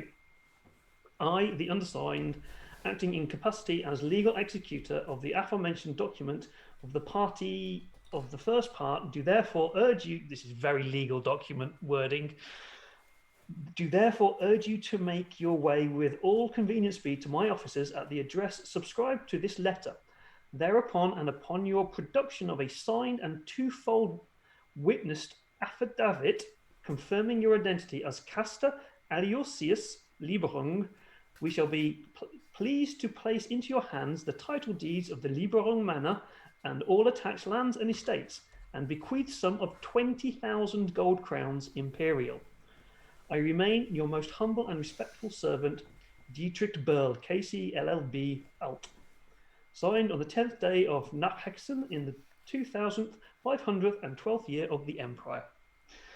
I am not looking at what Chris is doing because it will put me off.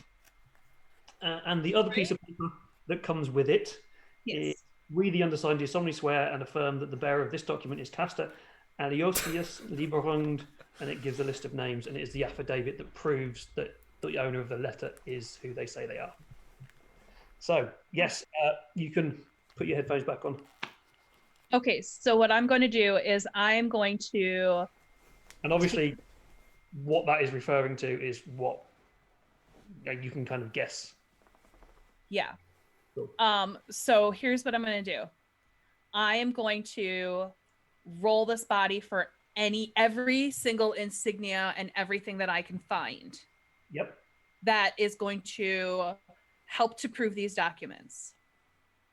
Including the taking the coat if I need to. All you need is the documents. Okay. I'm just going to have a look see if there's anything on him. Apparently not, because apparently there's no. It's probably elsewhere. Okay. There's nothing else really on him other than those documents and his robes. Okay.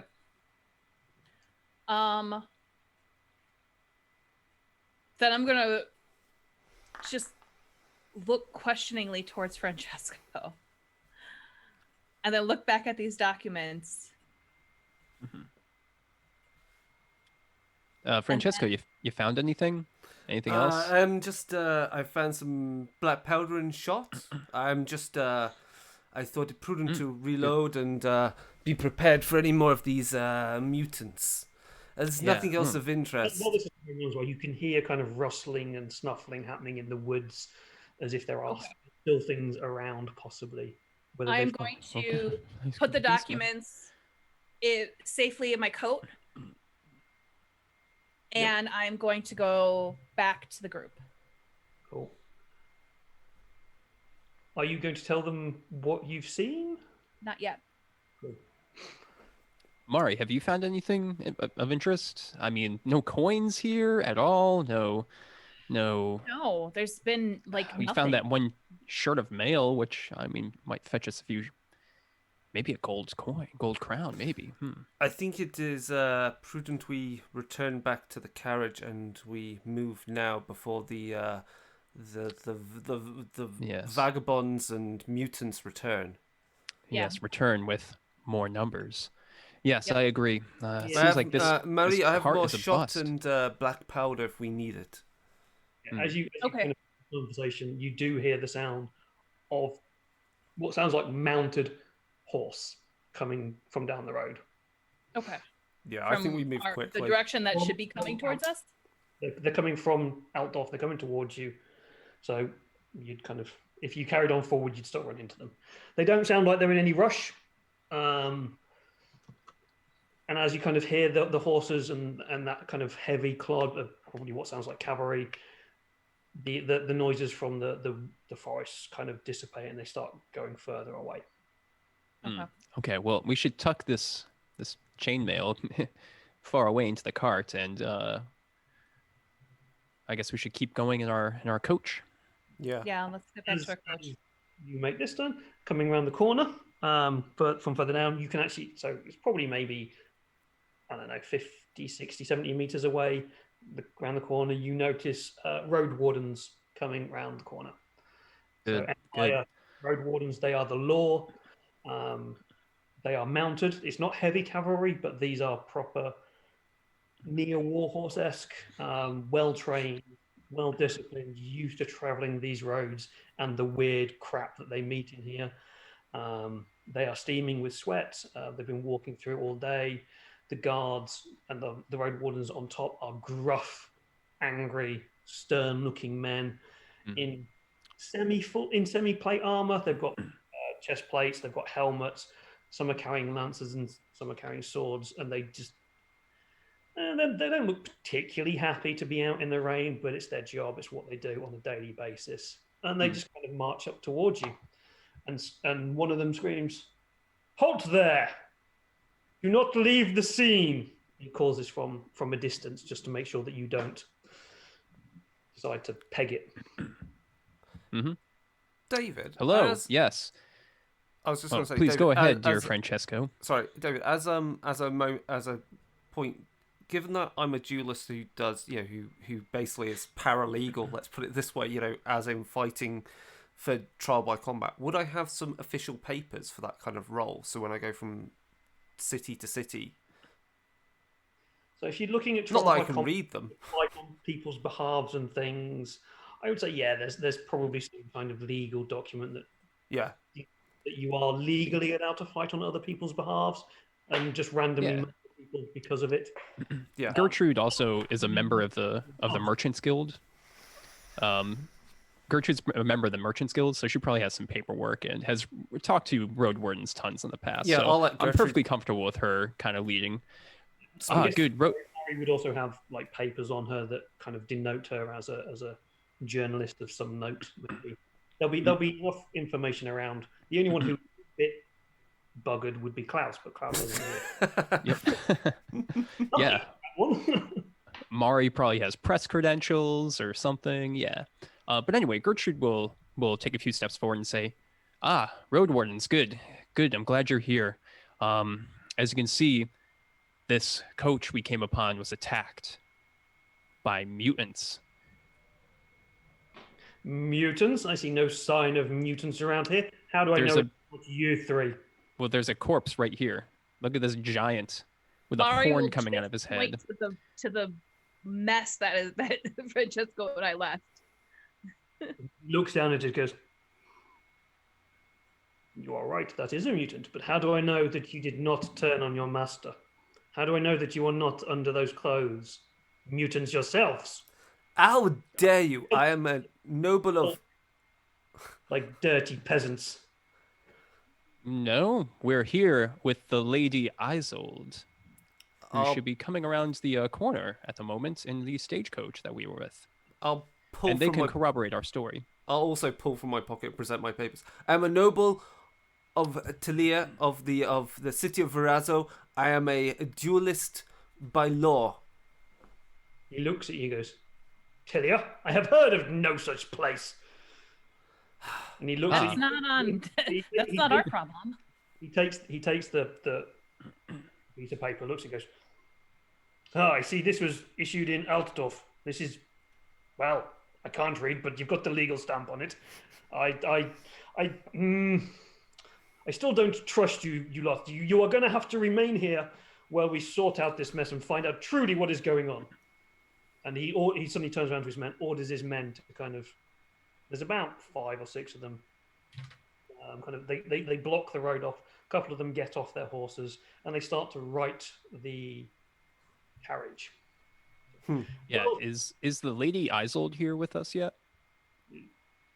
As we wait for your other coach to come around the corner, we need to take these bodies away from the road. We cannot have anything left out for the beastmen attracting any wildlife around here.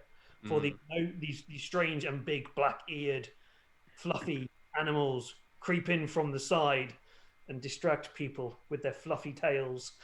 As I'm getting distracted by a cat here. And yes, please, if you are the noble people you have said you are, you would have no problem helping the Empire's legal state wardens of the road. Of course. I would advise, dear road warden, to be cautious about touching the mutant, though. We encountered another one up the road, and it was secreting a glowing ichor of sorts, and I would recommend not getting that on you. So if you do handle, we'll grab some sticks and we'll push this mutant's corpse out of the way. As you're doing this as well, obviously, Murray, you have seen this other corpse, Mm-hmm.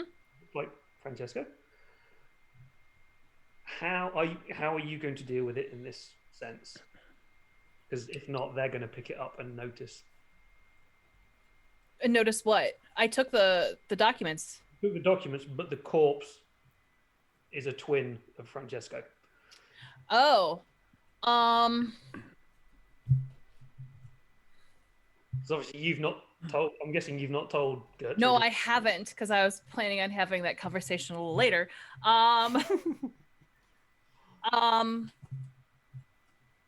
Have they started doing their work yet? They most so 3 of them are trying to lift the carriage. 1 of them has gone off to try and find the horses. There's 1 dead horse already around, which has been munched on. Another one has gone missing. So one's gone off to find this horse. One of them is the leader, and another guard are just kind of going around the bodies, picking them up, getting them close to the coach, ready to throw them on the coach. All right. Had they even noticed the one in the woods? Because I had to make a perception check for that. They will do. Once that coach is up, they will all search the area properly. Knowing how road wardens work, their job is to make sure everything is protected, so they will do a full sweep of the area, make sure that there are no mutants left around as well. All right. Shit. Okay. Is any of the wardens close to us? I'll say not at the moment. They're too busy kind of with the coach and the actual holy mutant. Okay. Obviously- Gertrude, watch them. If anyone comes closer, let me know. I need to talk to Francesco real quick. Okay, sure. All right. I'll pull Francesco slightly so that we're not like right there, but not like we're looking like we're leaving. Yeah. Okay. Francesco, do you have a twin? No. Do you have anybody in your family that looks like you? It would be hard to say. My father was prolific. Okay, fair enough. Well, the dude in the forest looks exactly like you. Eh? Like spitting image. Like your twin. Exactly. This And I'm is gonna pull out the first document possible. and show it to Francesco. I wanted to have this conversation privately, but you need to know because these guys are gonna see that corpse and see you. I cannot read this document. What does it say? All right. I will read it to him. Paraphrase it very, very quickly. Basically, it's a legal document that claims that the owner of that piece of paper is someone called Castor Lieberung, and they are the heir to a rather large fortune and mansion and lands and things down in the Ubersreich town of Bogenhafen. Interesting. Another piece of letter. The other letter is the affidavit that proves the person who has this letter is the person in this letter. Interesting. I will put the whole at the end of the session so Mike can see it as well. I'll put the whole thing into the Discord. So. I don't know whether Francesco wants to go yes, it's me, or no. So the sum is basically 20,000 gold crowns imperial. You will also get the Lieberung Manor, all the attached lands and estates with it as well. So it's a vast fortune. It's probably more than your family's worth back in Tilia. There is. I am not this man, but it is very concerning as my face, my visage. What do we do? So what do we do about it? Well, if they see this man and me, Yeah. do we remove the body? Do we hide it? Can we sneak into the woods and hide it?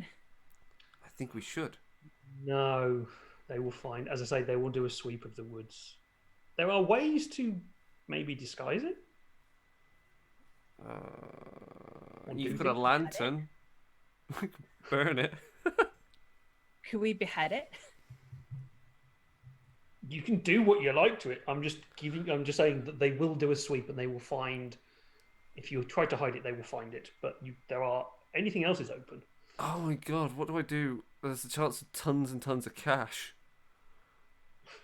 And Marie could be my accomplice in ensuring my claim to this. Because she can write some really good documentation. Are you kidding? This is like the perfect story.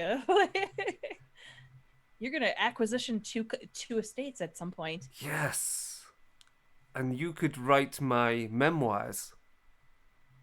So what do we do about this body then? Do you have a bag? Is there a bag on the body? He has Was a there a cloak. bag on Does the he have a body? cloak? He has a He cloak. does have a cloak.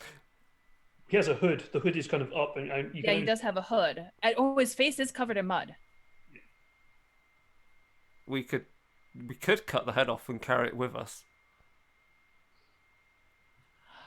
We could go bring the body to them and ensure that the head just stays covered in mud instead of them cleaning it off. Offering to help them. Is there a tree with that's kind of open where we could stuff the head in? Does anybody have survival outdoors? Hold on a second. I got outdoor survival 27. It's not that good. Oh, I got a 30. I would let you do. I'll give you an average check on that, so plus 10 to it. Okay. Okay. Yes, 30. If you both do, I'd give you plus 20 to. I've got 35 off 37. Oh no, that is really bad. I got Okay. a 96. So. Okay. I'm gonna have to say because is it 96 or 97 when the It's 96 up. it's doubles, isn't it? which when it becomes It's doubles. It's doubles. For 96 is an automatic fail. yeah. So Mary, you're too busy kind of trying to surreptitiously chop their head off. Well, Francisco is like, "There's a nice tree over there with a hole in it." all right.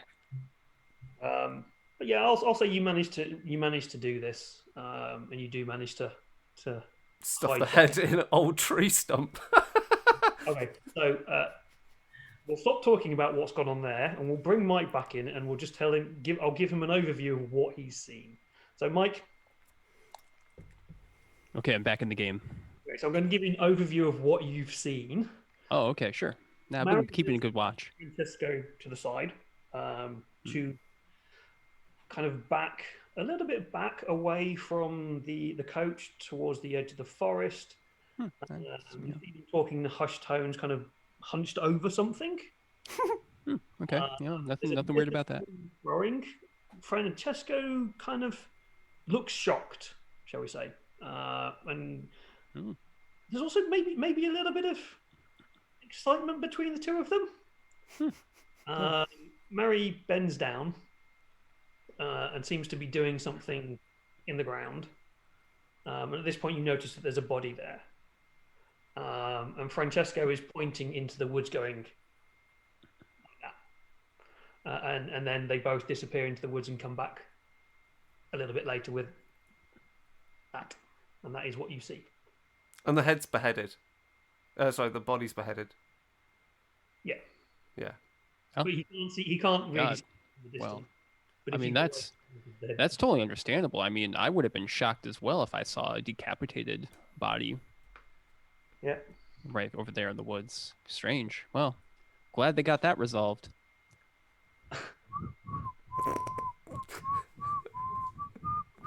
Oh, hey, Mari and Francesco, you're back. Hey. Yes. Mary found this unfortunate soul. We went looking to see if there were others. Oh, okay. Yeah. Wiping Did you my find any hands on others? my breeches. Yeah. Did you? She doesn't notice. Did you find any others out there? No. Oh, okay. Well, I guess that's for the best. As this is what just happened, your first coach that you were on has come around the corner. Jeez, took him forever. Yeah, well, I you know how useless they are. They can't hit your team, can't do anything. So, and at that point, the leader of the road wardens goes off and speaks to them as well. But yeah, so we're kind of coming towards things that could just drag on for ages with talking. So I'm just going to speed through this next bit. You managed to right the coach. You connect up the horse comes back and you connect it up. This coach only has one horse, and you've loaded the bodies up to it. The mutant's body is also put onto the coach. Why are they doing that? Road Warden's unquestions that. He turns around and says, "Well, we need to take it to the Temple of Sigmar, deconsecrate it, and make sure it is burnt in the right way so the spirits of chaos are not released. Oh, makes perfect sense. We'll have a priest of Moor come and give the rites over the body. Other than that, that is all we can do for these poor people." Yes. And there is a conveniently placed local coach house just around the corner, which we shall take everybody to, called the Inn of the Seven. Oh, Inn of the Seven Spokes. It's a good place. It'll be busy tonight, and you'll have much fun and jolliment. And I promise nothing bad will happen. But we will need to speak to you all and get your official statements. Absolutely. Absolutely. See. He gives you that information. Everything goes on, and you end up back at the Seven Spokes. So at the next kind of coach and horses, it's very similar to the coach and horses, but this one seems to be bigger because you are now closer to Altdorf. There are many more people within here. It is more warm and friendly opening. There is no weird bird flopping around. There is the innkeeper is massively busy, and he just has time to say, "Hi, come in, find a table. I'll get you a room, whatever you want. Oh, hi, Mr. Road Warden bloke. Your rooms are still available if you want them." And yeah, So, this could go on. Do you want to have some fun in the pub?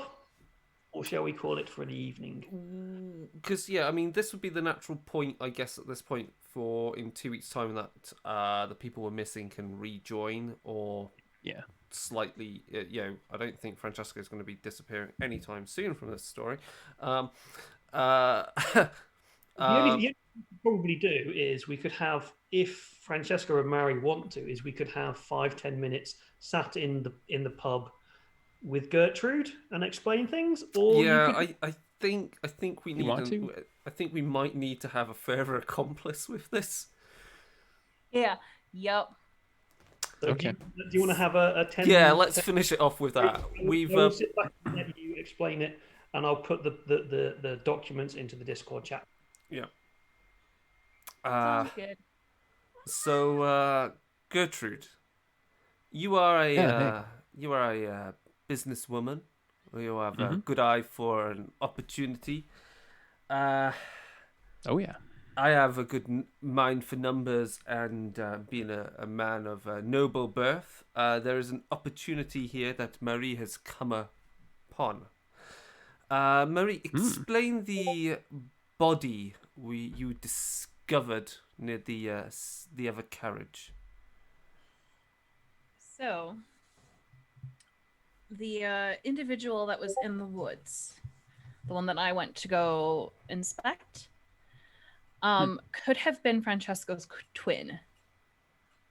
Like, down to bones. Oh my!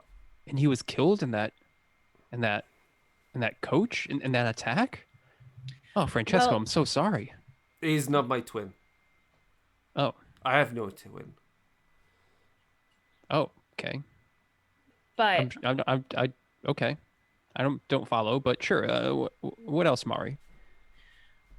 that individual was the heir to an extensive fortune. And I have all of the legal papers proving it. Oh. You see where we are going with this. Wait.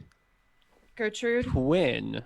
Like a look-alike? Like a what was that word? I read it in a book once. Doppelganger. Doppelganger. Yes. There was a play about one of those. It was by I forgot the playwright, but it did not turn out well. There is a myth. There is a law in the priests of Morse say that if you witness your doppelganger, it is a sign of death to come. Seems I am lucky, and he is, well, dead. Yes. So he is the one that died, and Francesco, you're the one that gets to live. This is so intriguing. Where exactly was this estate and this inheritance, Mari? It was, hold on a second. I had to move my stuff due to cat. Bogenhaven? Bogenhofen. Oh Yeah. my. That's that strange river town.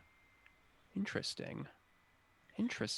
So I don't know much about it. I've never been there, but I've heard the name. They say the folk there are a bit peculiar, but if there's an inheritance or an estate to be made, then I suggest was that it 20,000 crowns? Is that what you said? 20,000 gold crowns. oh my. I feel there is an opportunity here. You see, I am of noble birth, so for me to slip into this role is simple. You, of course, are locals. You can fill in details, and Marie is able to fabricate a story which explains my current profession and state. And Gertrude, I see here, if you were to play along with this, we could perhaps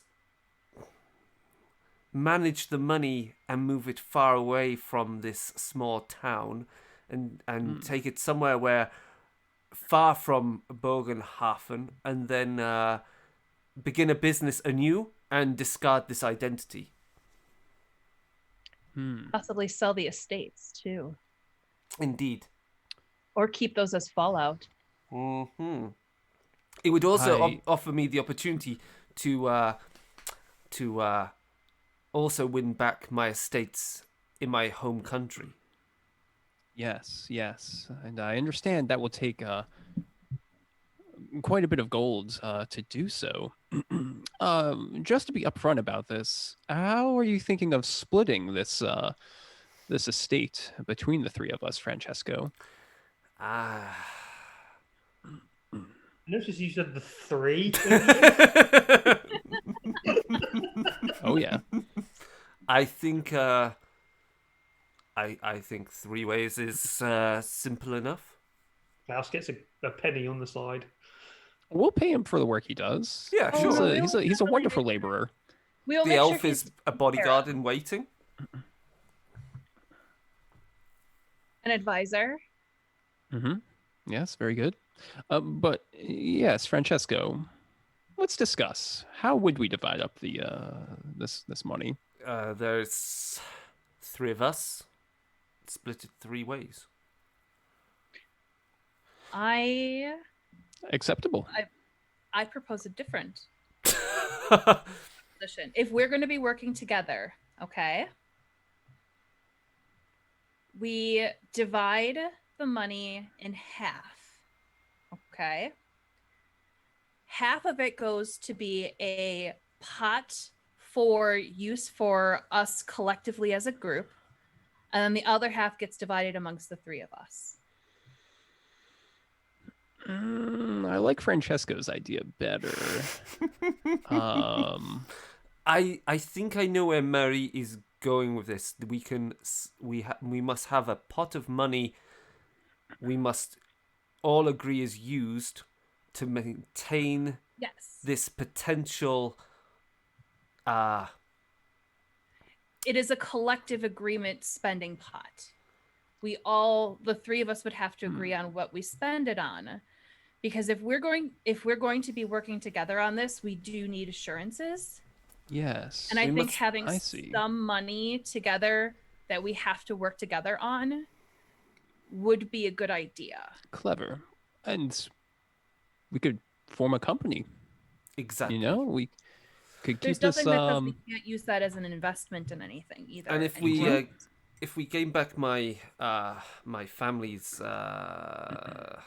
estates, then potentially there is the opportunity for trade back and forth between Bogenhafen and Talia.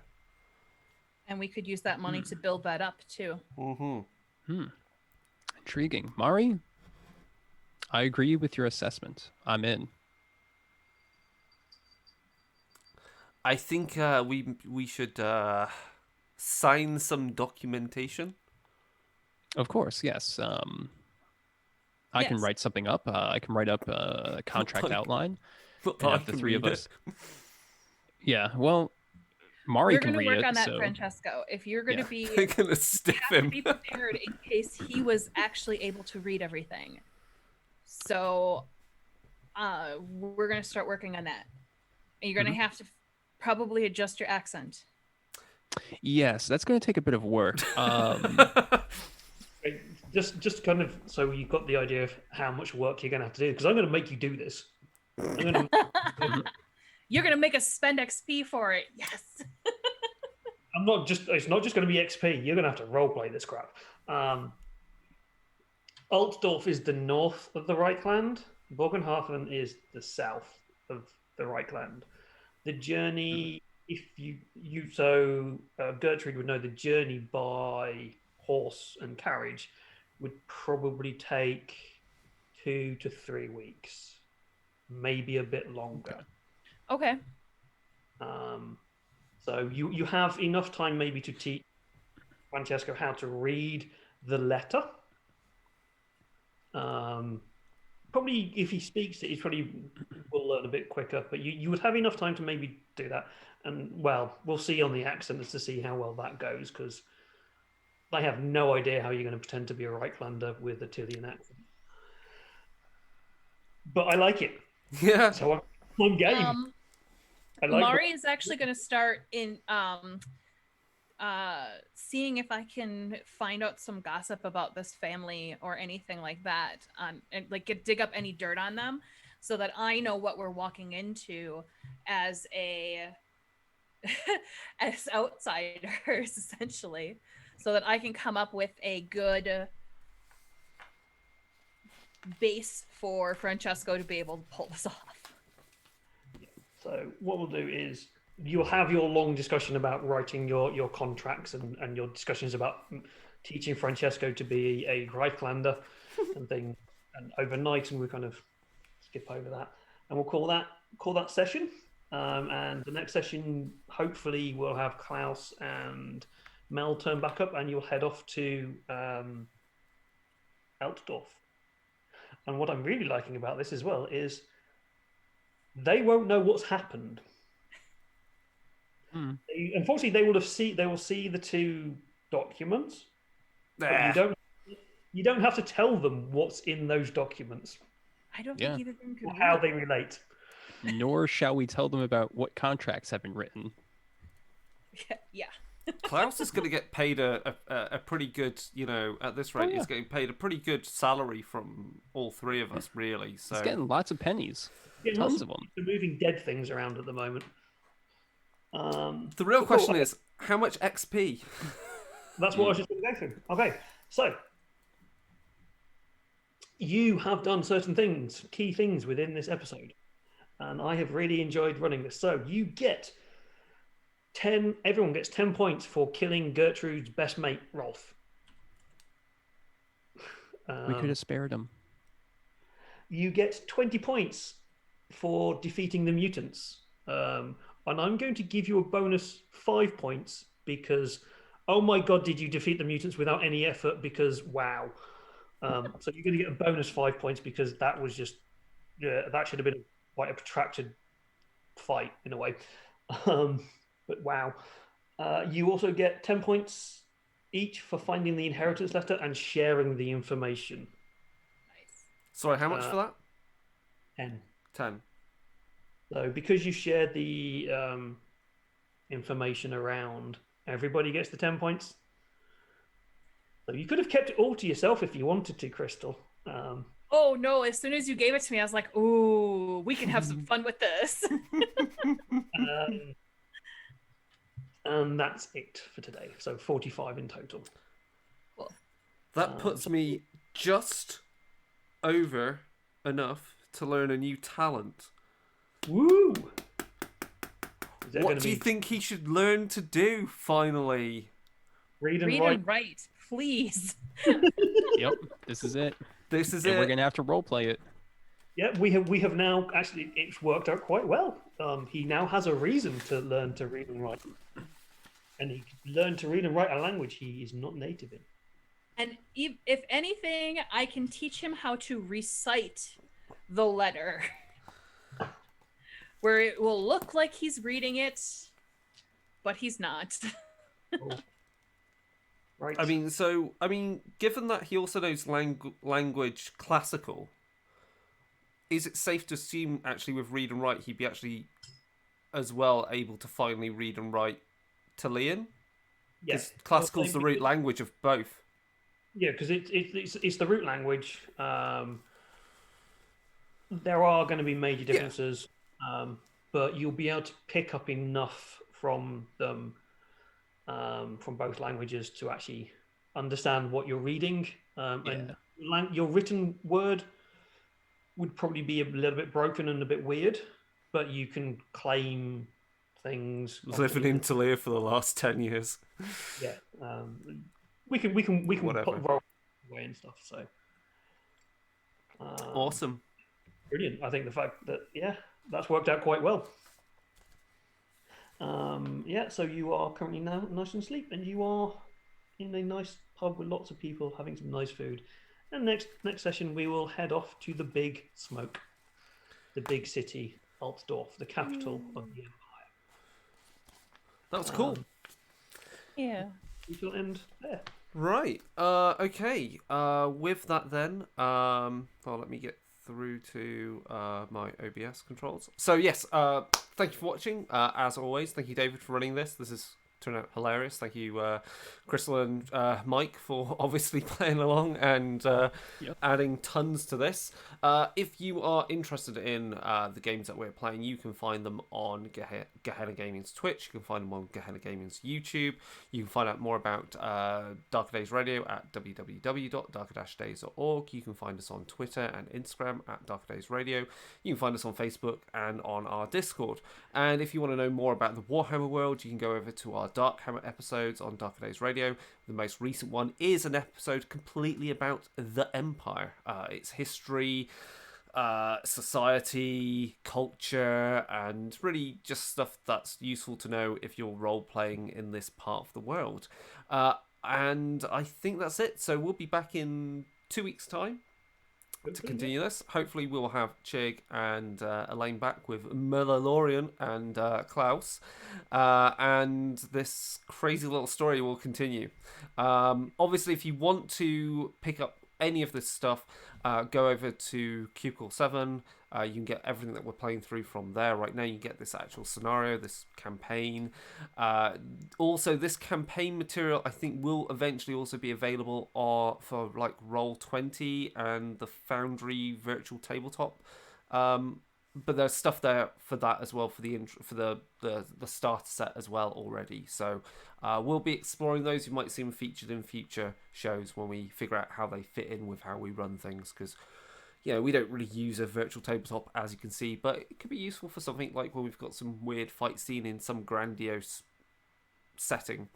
Knowing the story and having played it before, there's very much something in my mind that's going to come up where I would love to have a map to use to kind of add to that theatre of the mind that we try to kind of rely on a little bit. So yeah, we'll look into that and get that going. But with everything, I think we should say goodbye.